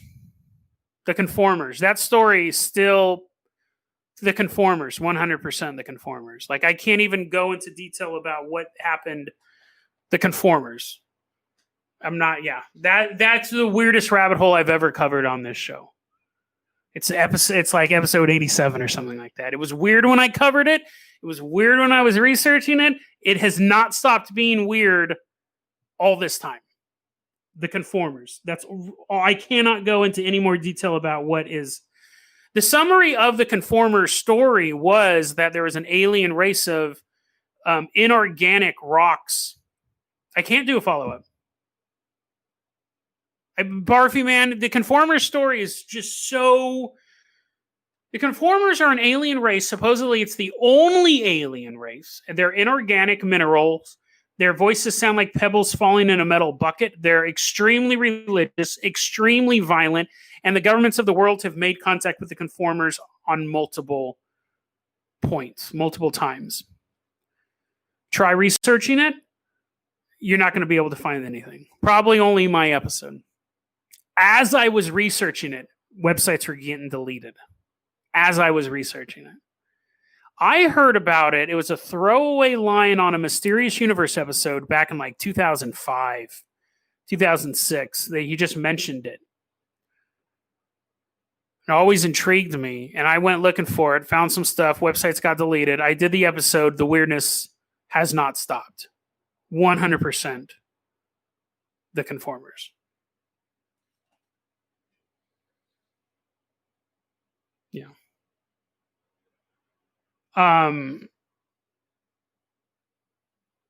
That's the deepest rabbit hole I've ever fallen into. And the interesting thing is when it comes to this show, I'll say this. There are times where I'll come across information. I like to share the information with you. If I come across conspiracy theories that I can't talk about on the show, like I used to be all about like gaining the knowledge. But the thing is like, what's the point of having knowledge if you can't share from it? Sure, you can learn from it, but if you can't share from it. So if I come across knowledge, if I come across stuff that I can't share with you guys, I'm just like, I'm good. Like I'm good. This conversation doesn't need to go any further. I'm fine. So that's when the rabbit hole, that's to me is a deep rabbit hole. But interesting story. It's over. Conformers. Someone asked Maximilian, have I ever heard of the Green Children of Woolpit? Yeah, that's actually a pretty that's one of those stories that I'm not insulting you at all or anything like that, but that's one of those stories that like when you get the books of like famous stories, that's one of them. That has always been an interesting story. there's always been theories like they weren't actually green, that it was a translation error, that their clothes were green. Some people said they were obviously like from Inner Earth. I think that's the most popular one. Other people saying that they had some sort. There's actually a disease that turns them green, turns people green. They eat a bunch of green beans. I think if I remember correctly, the boy died and the girl stayed in the village and had kids, and their kids could stick around. Like their kids didn't have any issues or anything like that. I think it's interesting because we also have that story about that woman who gets kidnapped. Well, it was Bigfoot who got kidnapped in Siberia, and they thought it was a Bigfoot, and they kept her captive for 30 years. And the chieftain of this is back like in the 1800s, early 1900s. The chieftain of the village starts banging Bigfoot, and she gives birth to a couple kids, and then she dies eventually, just of old age. And Western, or not Western scientists, but scientists further out into Russia hear this old legend. They're like, "What? You were banging Bigfoot, and there's still grandkids walking around?" They tested her.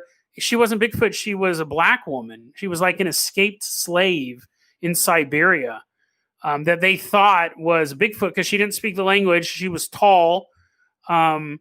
And they have a version of that type of cryptid over there. So that was an episode. I really liked that episode. I'm wondering if they could do the DNA test in Woolpit to see if they could actually identify, or if they have. Because again, I haven't followed the story since I was a kid.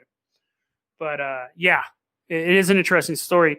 Lanny Akia asked if I've ever heard of, or what was Spring-Heeled Jack again?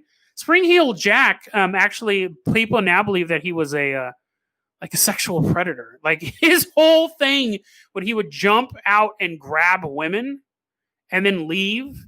And over time, the legend became he could jump over walls, that he had springs attached to his feet, or that he was an actual cryptid, when really it was a guy jumping out of the bushes and grabbing women. We covered him briefly on an episode. I did an episode about the ghosts, where the origin of ghosts, like the white sheet, came from. It was sex. You used to take poor people in England, put them in a white sheet, and tie the feet. When they died, not when they're alive, they're like, "Hey, we're gonna pull a prank on you." They'd put a white sheet over you and then tie it to the feet, and then they could just pick it up and throw it into the grave. So the idea of someone standing there with a white sheet over them thought, this guy's a zombie, this guy's a ghost. So it was like late 1800s England, or maybe mid 1800s England, where the image of the ghost in the white sheet popped up. Because it was such a terrifying figure, what people were doing is they were putting on a white sheet, jumping out at women, mostly walking down the street, and then while they were shocked, sexually assaulting them. People would also mug you. They jump, which would be a little less startling if you're walking on the street and a guy jumped behind with a sheet. Looks like a ghost, and you're going to be like, "Oh no, a ghost." But then a gun shows up. You're like, "Oh, it's just a normal mugging." Here, I'll give you my doubloons or whatever they used back then. So yeah, that was Spring-Heeled Jack was kind of the same thing. It was basically a guy committing sexual assault. That's what I've seen. Not seen myself, but I've seen that theory pop around. T. Mad says, could Native American Bigfoot legends come from early African migrants? Most likely not. The thing in Russia, they were so far off in Siberia that they had never seen a black person before. But every other part of the world, even if you had African migrants coming to other parts of the world, like the story, because you have Bigfoots in Asia, you don't really have Bigfoots in Europe, but you have the Green Man. You have them in the Americas and stuff like that. You have them in South America. All of those other regions would be used to people with very, very dark skin, if not from Africa. Like in Asia, there would be Africans walking around and stuff like that, trade routes. So it wouldn't be so shocking, but in Siberia, they had just never seen a black person before. And they did have those legends of those wild beasts running through the Siberian forest. So they just kind of put two and two together. I mean, they were wrong. They were 100% wrong, but that is how that worked out like that. Denzo, I don't remember what episode the Conformers was. I think if you go to YouTube and type in Conformers Dead Rabbit Radio, it'll pop up. If you listen to it on the podcast, here's a tip. If you go to the Dead Rabbit Radio website, if you go to the podcast side of the website, there's a search bar. If you're ever looking for a particular term, because that's how I have to find stuff from time to time. I type it in the search bar, I type in conformers, it'll pop up every episode where in the show notes or in the title, the conformers is there. So if I'm ever looking for, like, I'm like, what was that story where a guy was changing his tire? Alien popped out of the tire. It was really bad service from Goodyear. I'll type that in, and if I happen to have that in a headline or in the show notes or something like that, it'll pop right up, and I can find that episode. Because my big fear, Lanik is saying it's episode 60. So it was real early on. That would have been like 3 months into the show. That's how much I wanted to cover that story. Yeah, I have or is it episode 202? I don't know. It's one of those two. So anyways, that would make, I would be surprised if it was early as episode 60, but it could be because I really wanted to cover something. XM64, what do you have planned for episode 666? Dude, this podcast is hard enough to pull off without doing special episodes, honestly. Like, I didn't do an episode for 420. People were kind of like, aw. I barely did an episode for 500th anniversary, or not 500th anniversary, 500th episode. I think I did an episode. I didn't even do a special episode for episode 100. It's really hard to just do a daily show, let alone plan stuff ahead. I have a bunch of stories for Christmas, but I'm not even going to do them on Christmas. I'm going to spread them out throughout the months because otherwise I'm just going to forget about them anyways. Shane Fitzgerald asked, do I search every topic to make sure you haven't done it? Not every topic, but there's topics where I'll be reading something. I'm like, this sounds super familiar.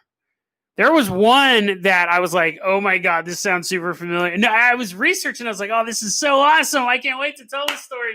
And then at the ending of the article was a detail. And I was like, well, that sounds familiar. And I'd already done it. That would be embarrassing. You know, again, I'm 43 years old. I'm physically fit. Maybe not fit. I'm physically healthy. I bought one of these, my oximeter. Because I was like, my brother got COVID, dummy. He's doing fine. He's doing totally fine. But I was like, well, I'm going to get me a little oximeter. But I'm healthy. My resting heart rate's good. My oxygen level's good and everything like that. So where were we going with that? What were we talking? What were we even talking to? Oh! This is what I was talking about. I'm 43 years old, so I'm starting to forget stuff more easily as I forget what I'm talking about because of the blinking lights on this machine. I'm like, yeah, I started to get lightheaded early. Honestly, guys, I didn't know if I was going to be able to fit the episode. You guys who were there from the beginning, the first, I don't know, what was it, Stuart? You guys, Stuart's like, are you okay? We were maybe 15 minutes into the episode, and I was like, I got lightheaded, and I think I forgot who said. Someone else said, breathe. I think I was talking too quickly. I think I was desaturating my oxygen level. Satan himself themed episode. You know what's funny? This might be the ultimate pacifist. I'm not a pacifist. I'm quite adept at punching people, but I would love to see the story of reality end with Satan being like, hey, God, sorry about that whole, rebellion, trying to destroy Earth. And God's like, bring it here, bro, and give each other hugs. I'd love to see that to be the end of the story. Whether or not that happens, who knows? Maybe because that's what I want in the afterlife. That's what I'll see. Who knows? That's funny. XM64 says you should delete the episode and skip to 667, make it a lost episode. People would have my head, dude. When I misnumber episodes, I get email, which I'm grateful for. I'm grateful for you guys fixing my mistakes. But people are like, hey, man, I've been listening to your podcast for a while. I noticed that your episodes are out of order. I was like, oh, thanks, dude. So, no, which is nice. Getting that fixed. 14 Family. I was thinking about them the other day.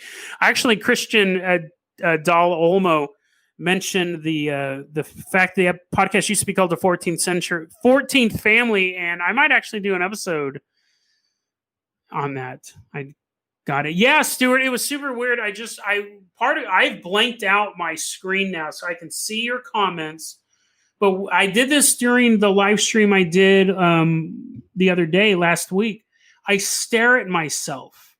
I stare at myself and I'm staring. And I think it messes with my eyes. I think it makes me lightheaded. I think I end up talking faster. But no, I'm doing totally fine now. Yeah, I was sitting here and if you're curious, you can go back and watch it. Like I sat here for a second. I thought, what do I do? Like I looked over and I was thinking, did I drink something wrong? Did I drink some dicathiamine? Oh man. I was like, what should I do? And I was, part of me was like, no, just wrap it up. But I was like, nah. And look at you, power through it. You power through it. Scar Order says, my girl mentioned the ringing sound you hear in Dead Silent did not exist prior to the 1800s. Is that a conspiracy theory she heard? It would be interesting to know. I would 100% doubt that people in the 1800s were subjected to the amount of noises and noise pollution we are. I bet you if you took someone from the 1800s and put them, I'm not just talking about honking horns. If you put them in a movie theater, their ears would bleed.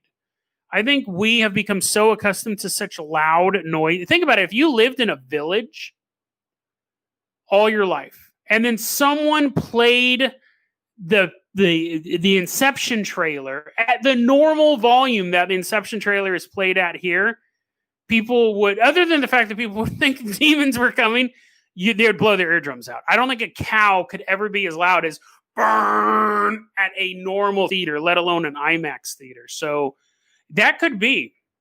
They could have never heard that ringing because their ears were never even close to being damaged as us, unless they were working in some massive factory. Oh, and so I'll get to that in a second, Shane. Someone earlier asked, how come my older episodes aren't available on the podcast app? They should be. I know that would probably be the podcast app itself. I do know that they're listed all the way back there. It shouldn't be. I'm sorry. I saw that comment. I was going to reply to it. Every episode, I have never put anything behind a paywall, and I have never purposely removed episodes. I've had to edit episodes because of like massive errors in them. But like recently when I had to fix that, I had a Patreon supporter. I think now I'm always going to remember him as Kyle, but I think his name was Mark, and I kept calling him Kyle. Oh, that was irritating. I think he needs another ride in the Carpenter copter for that one. But I've had to do edits, but I've never removed episodes. They should all be there. Shane Fitzgerald, I don't know why that episode is listed. I saw that too. On Spotify, it's listed as like the test episode. It's not a bad episode. I think it actually would get people interested in the show. Because I could pin Monkeys Don't Exist or Mormon Bigfoot, but those episodes are so old. I still think they're great. I think the show is less sucky than it used to be. I used to put out episodes that I was like, this episode sucks, dude. I can't. But I had a deadline. I was like, nowadays, the reason why I think the show's better is I used to research stories and put them together, and I would spend time researching stories that weren't any good. I'd spend a lot of time researching stories that weren't any good. I have a whole maybe folder, and sometimes they pop up. Sometimes I'll hold on to them for months and months and months, and then I'll have another story that complements it, and then it's perfect. But it used to be I would just find stories and put them together, and sometimes the story sucked, and I wouldn't have any backup, so I'd release the episode. I stopped doing that around episode 100 or something, or maybe 200. But anyways, I think the episodes are much tighter now. You could argue whether or not the conspiracies are as good. I did cover a ton of great stuff in the beginning, like Monkeys Don't Exist, like the Conformers and things like that. But I really still like the direction of the show. I like the stories we're covering. Yeah, Dead Rabbit Radio is anywhere you can get podcasts. It's on Spotify. It's on Apple Podcasts. It's on Podcast Addict. It's anywhere you can listen to podcasts. That's that. So yeah, no, it's a podcast that's on YouTube as opposed to a YouTube show that's turned into a podcast. It's a slight distinction, but yeah, it's where I prefer to listen to podcasts on podcast apps, but I love this interaction. I absolutely love the fact that people that I can talk to you guys like this. Barfy Man says, I sort of missed the long period of butthole and poop themed episodes. That was a period. I still have a few. You have to space those out. Like the episode the other day about the guy who hung himself. That one was pretty gory. Stuart said it was kind of creepy, and it was kind of that balance. But you have to balance out the gross episodes, because otherwise you just do gross episodes, and then people don't want to listen to you anymore, or that's all they want to hear, and that's not all I want to talk about. But you do need the occasional. I've done some bad episodes. I've actually probably could do a rerun week. The Lord of the Rings episode, I think, is the worst episode of the run of the show. Lord of the Rings, is Lord of the Rings real? Is awful. It's so poorly edited. It went on for like an hour, and I cut it down to like 30 minutes. Then I realized I cut out too much stuff, but I was super bored when I was recording it. I think I actually wasn't feeling good either. I have a better recording schedule now, and so that fits. Yeah, Khaki Cube says I like most of the episodes. I think that's fair. Not every episode's going to hit for you. I always do the episode, I think, about me listening to it. I create the shows for me. Not just saying it's selfish, but I think we're all kind of the same. I think now there are days where I'm like, oh, I don't want to hear about another UFO story. I don't want to hear about Bigfoot story. I'm not interested in that conspiracy. So you'll hit play, you'll listen to what the two topics are for the show, and then you listen to half of it and then shut it off. Totally fine. I do it too. There are podcasts that I absolutely love, and I'll be listening to it, and I'll be playing video games, and then halfway through I'll pause it and I'll go do something else, and I'll never finish listening to the episode. That's just the way podcasts are. You're not going to love every episode. I hope the episodes are enjoyable. I enjoy making them. I enjoy the stories, but yeah, it happens. It happens. Not everyone's going to love every episode. Yeah, Khaki Cube says episodes 200 to early 300s. I think the show was still really raw.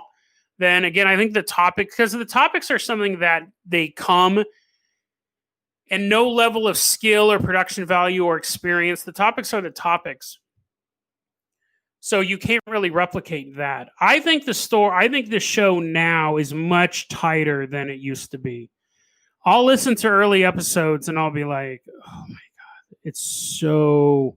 There are episodes that I can't listen to. And somebody picked one to be... I'm going to show it during the reruns for our next best of. I think it's probably one of the worst episodes. It's really good subject matter. It's a great story, but I totally messed it up. Is really, really bad. Really, really bad. So anyway, oh no, it's Lord of the Rings is based on a true story, not that it was real book, but that it's actually actual history. Yeah, Barfy Man says doesn't re-listen to depressing episodes. Totally fine. I used to re-listen to the show. I think I've used to listen to the show more often. Now I just produce too much stuff. I listen to it 2 or 3 times before it's released while I'm editing it and things like that. But good night, Free. Yeah, thanks for coming out. Have a happy Thanksgiving. Bonkoman says, when you consider requests, you have some criteria in mind. Yes. This is generally what I look at when I get requests. One, how is it obscure? Like, is it super well known? Because that's really the main thing. If it's super well known, that's why I've never covered like the Great Reset. I've never covered basic references to like QAnon. I've never done a deep dive into that. The reason why I covered adrenochrome was because Sean Puff Daddy Combs wrote that book, The Adrenochrome Witch. So, that was here's the thing. Is it obscure? First thing. Secondly, if it's not obscure, is there a new spin on it? So adrenochrome, everyone knows about that. The Adrenochrome Witch, written by Sean Puff Daddy Combs. There we go there. And then, is it funny or creepy? So when you're looking at stuff or super interesting, someone last night, Dear Grobelman, I think it's on YouTube, sent me an article or sent me a lead for the story. I spent the next, and I normally don't spend this long, right, reading articles. I spent the next 2 hours reading this guy's life story. super obscure, never heard about it. It's not spooky, it's not scary, but it's incredibly interesting. So that's really the criteria. How obscure is it? If it's obscure, is there something else going on? Is it funny, or is it spooky, or is it interesting? And sometimes it's all three. Thank you. I'm going to try this. Zolitz Quintile SF. I'm glad you're enjoying the show, and you have a Thanksgiving. You have a happy Thanksgiving as well. Thank you, the Rampart. Thank you. I really appreciate it. Soybean taking over the world. That episode gets my number one episode is nicotine conspiracy theory. Is nicotine healthy for you? Recently, there's a big YouTube channel called Blame It on Jorge, covered medieval found footage. They covered medieval found footage, so I've been getting a lot of hits on that video. And the soybean is soybean intelligent. So a grand unified soy theory was the name of that episode. That one gets a lot of stuff. Was I a fan of Art Bell's catalog? Yeah. I'm a bit of a hipster, though. I don't know if this is anti-hipster or hipster. I really like George Norrie. He was the one that I listened to the most. I remember when I lived in Sacramento, I had a period of time, it was about 3 months, I didn't have any electricity. So my only entertainment was a portable DVD player that I would power up during the day at college. I think I might have had a laptop, but this was back in like 2004, 2005. I did have a laptop, but the internet wasn't around like it is today. I don't think YouTube was around. So I'd watch Star Trek Voyager on my miniature DVD player, and I would listen to George Norrie at night on my battery-powered radio. So yeah, it kept me going. I think these type of shows are important. They were important to me. So thank you, Callum, for that question. They were important for me. Like, I know what it's like to be alone, and I know what it's like to have a hobby that either people think is super weird, or they think you're super weird for having it, or they think you're dumb for having it. And being able to sit in the dark and go to bed listening to George Norrie talk to people like me. And then, Mysterious Universe was the same thing, where here was this guy. I've listened to it over the years, but when I first started listening to him, it was just the guy, and just talking about cool ghost alien stuff. It makes you not feel alone, and I think that's the most important thing that people can do for each other. It's not a special superpower. It's not something that, because I'm a podcaster, we can all make each other not feel alone. So yeah, that's what George Norrie did for me. All that stuff. Yeah, and that's a good question, Caleb. What are some popular or non-obscure theories? This is a question from Khaki Cube. What are some popular or non-obscure theories, paranormal events that you think could possibly be true? I think there's a lot of them. I think that paranormal events, again, most of the time people are like, I saw a ghost walking on the hallway. That's fine. That doesn't affect me. Whether or not they saw a ghost or saw an aura, whether or not they saw an alien or UFO, it doesn't affect me. It doesn't affect anyone. It's probably an interesting story. It may be true. I'm going to accept it at face value. It's when people start trying to fleece other people. And this, I think you guys might have caught on to. I didn't say this when I was wrapping this episode up. When people are selling $90 glasses telling you can see auras, that's ripping people off. When people are telling you can attend their workshops to find out if you were reincarnated from Atlantis, you're ripping people off. If someone's just telling you, hey, I'm from Atlantis, okay, that's totally fine. Thank you, UG. Thank you very much for that. But when people start grifting each, that's when I start to get skeptical. That's when I'm like, okay, well, let's hold on here. Let's see what this is all about, because I think someone's ripping each other off. But I think as far as paranormal stories, when Miley Cyrus and Demi Lovato recently said that they saw UFOs, I'm like, yeah, they probably did. They very may well have seen unidentified flying objects or actual alien ships. I don't know. I hope they had fun seeing them. They're probably telling the truth.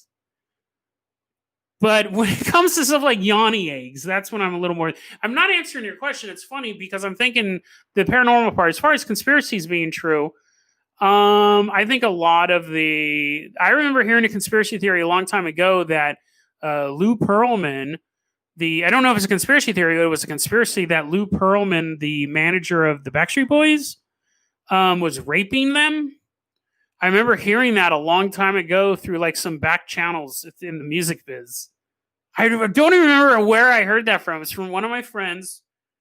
We were all making music together. I'd heard that and I was like, what? And he's like, yeah. Apparently he raped the Backstreet Boys when they first got started. And I was like, what are you talking about? And apparently, I guess he did one of them. Like, it turned out to be true. He's in prison now, but I think he's in prison now for like tax fraud. So it's stuff like that. It's those little weird conspiracies that you hear, like you got to sleep your way to the top, and then like Birdman starts banging Lil Wayne and all sorts of weird, those type of conspiracies I believe more. And those are, again, very mainstream. If you're into hip hop, you've definitely heard about Birdman and Lil Wayne. I hope it's not true. Let's see here. Yeah, no problem, Moss. No problem at all.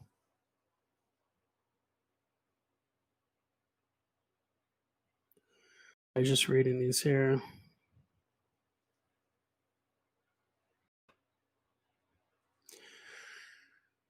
Lanny Akea said, what do I think about when a place that's supposed to be haunted is guarded by other people?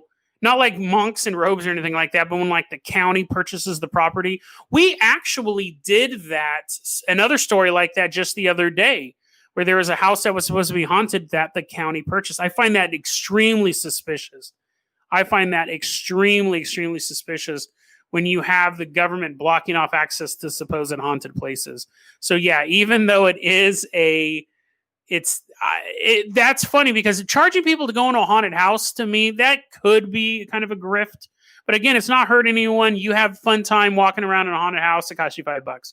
When you're paying, like the Rampart says, $2,000 an hour to go to a seminar to see if they are from Mars, that's a grift when you're ripping them off. William Bertles, thank you very, very much for that donation. And then, yeah, UG as well. I wanted to appreciate that. UG said DRR is the most underrated content on YouTube. Really appreciate that. And William Bertles says that thanks for keeping company and my mind intrigued during a difficult, lonely year. I've been hearing that from a lot of you guys. So I'm glad that this show has been there. I mean, dude, it definitely helped me. Those first 6 weeks or whatever was... dude, I was just petrified, man. Nobody knew anything. I was super scared. Thank you, Jones. Thank you. Really, really appreciate that. I was the little pear dude doing the bow. I was super paranoid. I'm glad that I had this show to do. I'm glad that I didn't take any time off. I'm glad the show helped you guys as well, helped the community going. Yeah, I'm glad I was able to help you guys out, because you guys helped me out as well. UG says your Sodom and Gomorrah episode was dark, dude. Was that the one where God was raped? I'm pretty sure that was that episode. That was a dark one. That's an episode that I thought I enjoyed making that episode. That's not an episode I don't think anyone could listen to. It's not like a Serbian film, but it's not an episode you want to listen to twice. I think it's an interesting story, and I think it's a rough ending. Yeah, God was raped. I mean, that's a powerful statement. That was real. Like when I was doing the conspiracy theory iceberg, that was one of the episodes that I really wanted to cover. Was that one? That topic, because it's just so evocative. But yeah, no, it was really interesting. The Shane Fitzgerald said, have I caught any flack? No. The episodes that I caught the most flack for, Harry Potter was not written by J.K. Rowling. I, to this day, get comments about what an idiot I am for not reading the books and having an opinion on it. Which, if I responded to stuff, I'd go, you don't listen to every episode of my podcast, so how can you have an opinion on my podcast? See, the thing is like, I don't react to negative comments. I stop reading them at a certain point. And thank you, fellow content creator. You had mentioned that earlier as well about supporting the show, and I really appreciate that. I Don't read negative comments. The fanatics, I don't read negative comments. If I start to recognize a certain username, they're constantly leaving negative comments. I just stop reading their comments. Because some people, that's what they'll do. I'm too busy for that. I'm too busy for that stuff. That's funny. Free number 22 said, God Was Raped sounds like a dark metal band. I'm assuming band, not a dark metal bank. To go there, everyone's in goth makeup. No, it's a good episode. It's not an episode you'd want to listen to twice. I think the episode with my uncle is probably an episode you don't want to listen to twice. Yeah, there's some episodes that are darker. I try to space those out because I want the show to be... There's a difference between it being creepy and it being depressing. And sometimes there's a line there. Like God Was Raped wasn't supposed to be creepy. I remember the guy with the nail jacket. That was one that I had those notes ready to go for like 4 months. And I was like, no, I got to have the right time for this. This story's really, really distressing. And again, it was a story that I recorded it and I actually edited some of the grosser stuff out. I was like, this doesn't add anything to the story. In fact, it goes from being creepy to depressing at that point. So those are all determinations you're going to make, because at the end of the day, you listen to this because, one, you want the company, you want to hear the stories. George Norrie wasn't doing podcasts. George Norrie on the radio wasn't making you he might make you scared as you were going to sleep. But he never made you, as far as I remember, I never felt depressed. Maybe a little hopeless if I thought the world was going to end, but I didn't feel down. No, you guys always leave positive comments, Kaki. Shane, no, it wasn't the nail gun murders. I forgot about that one. It was the guy who had he had a jacket. He had a long leather jacket with nails sticking out of it and studded nail collars, and he was raping women. It was rough. It was like back in the 70s. Yes, XM64. I was thinking about that. I was listening to Dead World the other day. I have 2 rap songs on my YouTube channel. Dead World Part 1 and 2. Yeah, I can't think of a good name. The story with the gang that went to the diner in New York. That's another one. There's a story that I have that I came across, and it was so horrific. I have to talk about that on my show. And then I thought, this is so horrific, I can't talk about it on my show. It's like something right out of a horror movie. It happened super recently. It happened in Oregon during the Great Fires. It's a horrifying story. So you have to figure that balance out. Maybe I'll do that story when more time has passed. Maybe. But you have to balance that stuff. I'll do a quick rundown, and then we'll probably wrap it up. Levi, the castration fetish, to me, that's not, to me, those stories are funny because everyone in it is a willing participant. If they were kidnapping people and cutting their balls off just because they were serial killers or whatever like that, it would be creepy. I probably wouldn't cover it as often. It's the fact that 3 people could get together and all of them decide to chop off somebody's balls. It's super weird. I'll tell you this story. I don't have all the details with it, but it may ruin your Thanksgiving. So we'll wrap it up like this. I'll tell you this story that recently happened here in the Great Fires. And if you don't want to hear it, if you don't want it to be depressing, have a happy Thanksgiving. Here we go. So again, I don't have the details. I don't have the dates and everything like that. I'll put it in the show notes. I don't have the articles. There was this big wildfire up here in Oregon. See you later, T-Man. There's a big wildfire up here in Oregon. They were going on for a while. And there was this house in the middle of the woods. And like many people, they lived out there. And the fire was approaching, but it was far enough away. They weren't in immediate danger. So the dad goes, there's like a dad, a mom, a son, and a grandma. And a dog, I believe.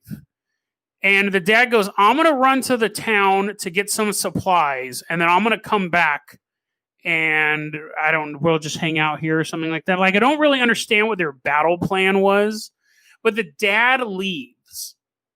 And while the dad's gone, there's a huge change in the weather, and the fire begins to do a beeline right for that house. This is, again, really depressing, guys. So this kid and the grandma, and I think the whole family gets into the car. The whole family gets into the car. Dad's gone. So the mom, the grandma, the kid, and the dog are all sitting in the car. And the fire engulfs the vehicle. And the woman, the mother, apparently, like, the tires melt. The tires melt. I'm trying to remember the exact sequence of events here. So they're all in the car. We'll jump ahead. So what happens is the dad is driving back to the house. The fire enveloped the house. He doesn't know it yet. He's driving back to the house.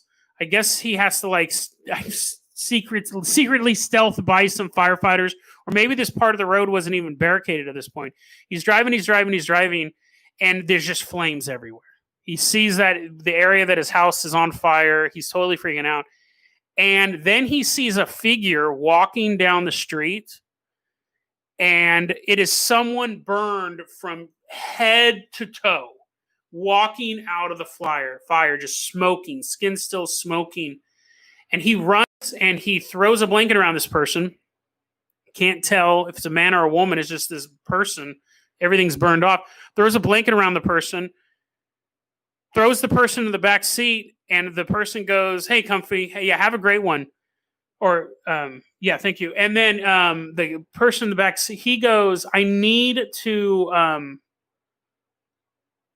The woman goes, oh, now I give it away. The person in the back seat says, "Take me to the hospital." And the guy says, "I have to find my family. I have to go find my wife and kids." And that's when the person in the back seat goes, "I am your wife." And she was so badly burned, he couldn't even recognize her. Everything was completely gone from her. True story. It sounds like an urban legend. Sounds like something out of a horror book. But he did. Yeah, he took her to the hospital. And then it turns out that the car was completely engulfed in flames. I think she jumped out of the car and ran is what happened. Or the car caught on fire and the woman was still in the house. She couldn't get to the car, so she just took off through the fire running. And the son, they found the grandma in the car. Everyone was dead in the car. The grandma was trying to drive the car. The tires had melted, and the boy was holding his dog, and they were all burned to death. So super grisly, super dark. It sounds like an urban legend story. Yeah, I know, guys. I told you.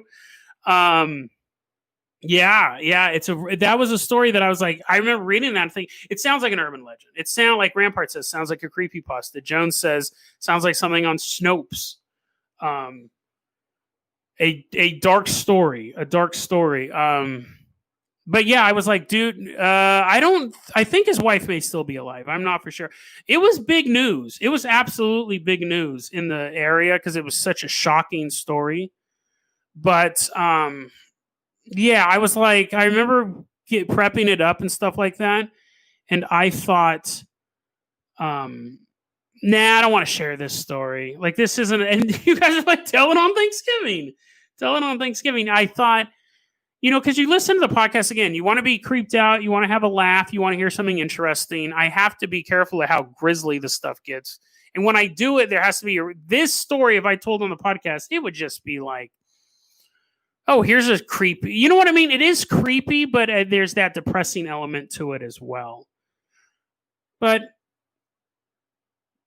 happy Thanksgiving. Don't let it be sad, though. I mean, it's a sad story, but yeah,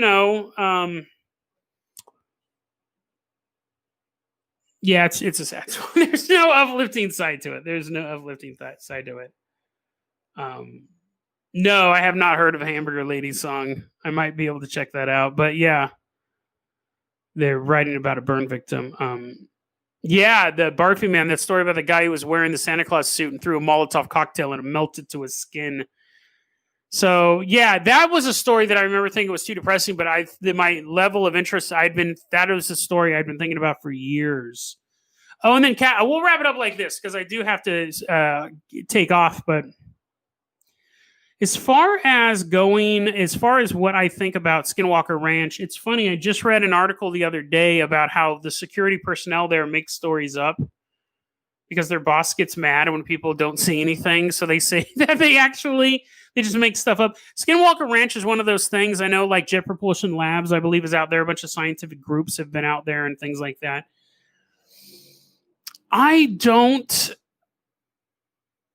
It may be real. It may be real. It's something that I looked into a lot back in the day, and then it became just so well known that I've just kind of gathered stuff through osmosis here and there.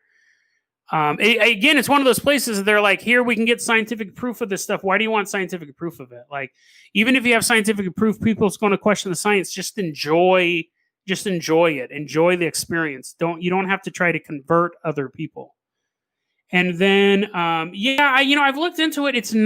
I'm not a huge, I've like Hitler conspiracies, Nazi conspiracies. To me, those are pretty well known. I've looked into some of the people who were involved in esoteric Hitlerism. Like, one of them killed himself by jumping into a piano string, or he did something super weird. He jumped into a piano. Like, one of the guys killed himself by jumping like face first into a bandsaw or something like that. And I was like, oh, that's interesting.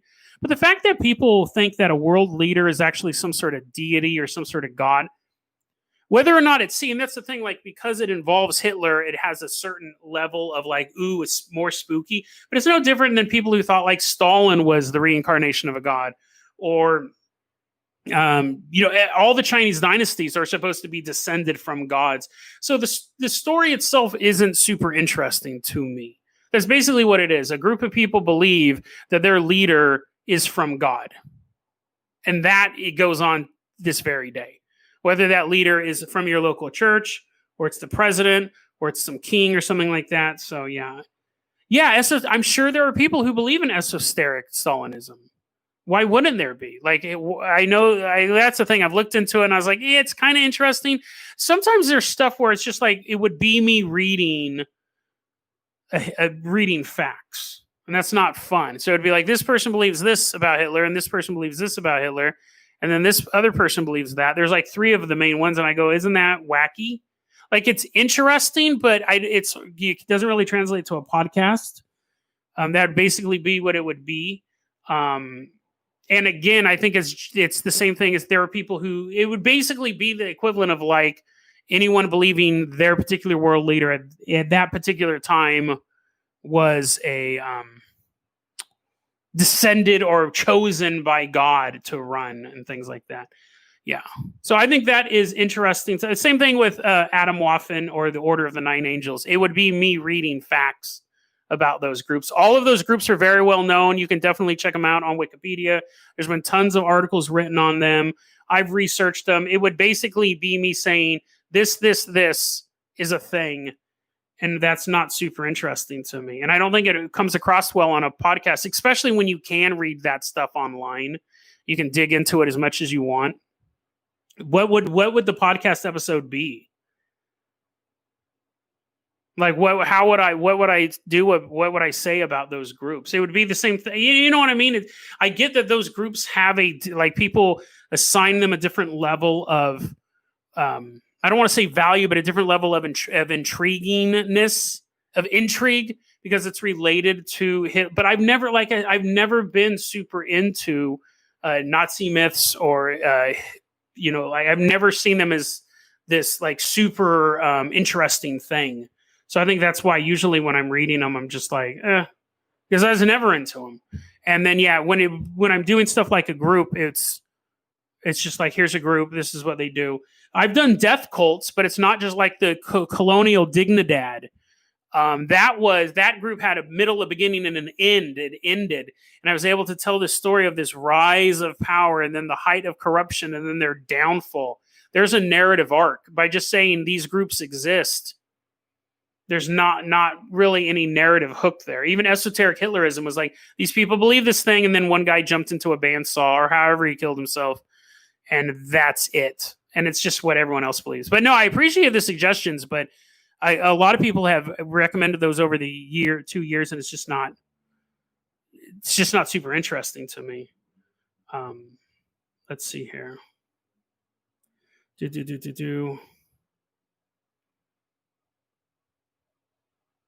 Taking a look at these other things. Kali Yuga, I can look into it, but I might have come across that, but I might have not. It may fall into that same thing where it's just a group that exists. So we'll take a look at it, but I'll check that out. I would recommend emailing me that so I make sure you get credit, because a lot of times when I have to give credit for the chat, I have to go fighting through it. I have to go through it. But I'm going to head out now. I actually have to now process this episode, get it uploaded to the podcast. I got to do a couple little tweaks and stuff like that. Okay, Kali Yuga is the Nazi version of Ragnarok. Yeah, I can check it out. We'll see what it's like. We'll go from there. But guys, go ahead and email me that stuff. You guys have a good one, guys. Have a happy Thanksgiving. Thanks for everyone coming out. It was a lot of fun.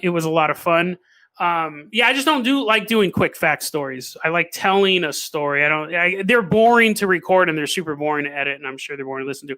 But you guys have a great Thanksgiving, guys. Have an awesome weekend. I'm going to get this uploaded.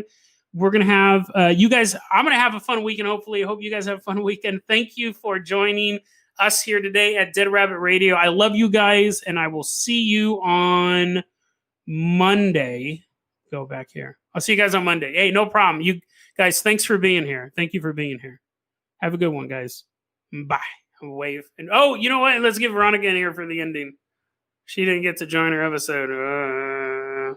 We'll end it like this.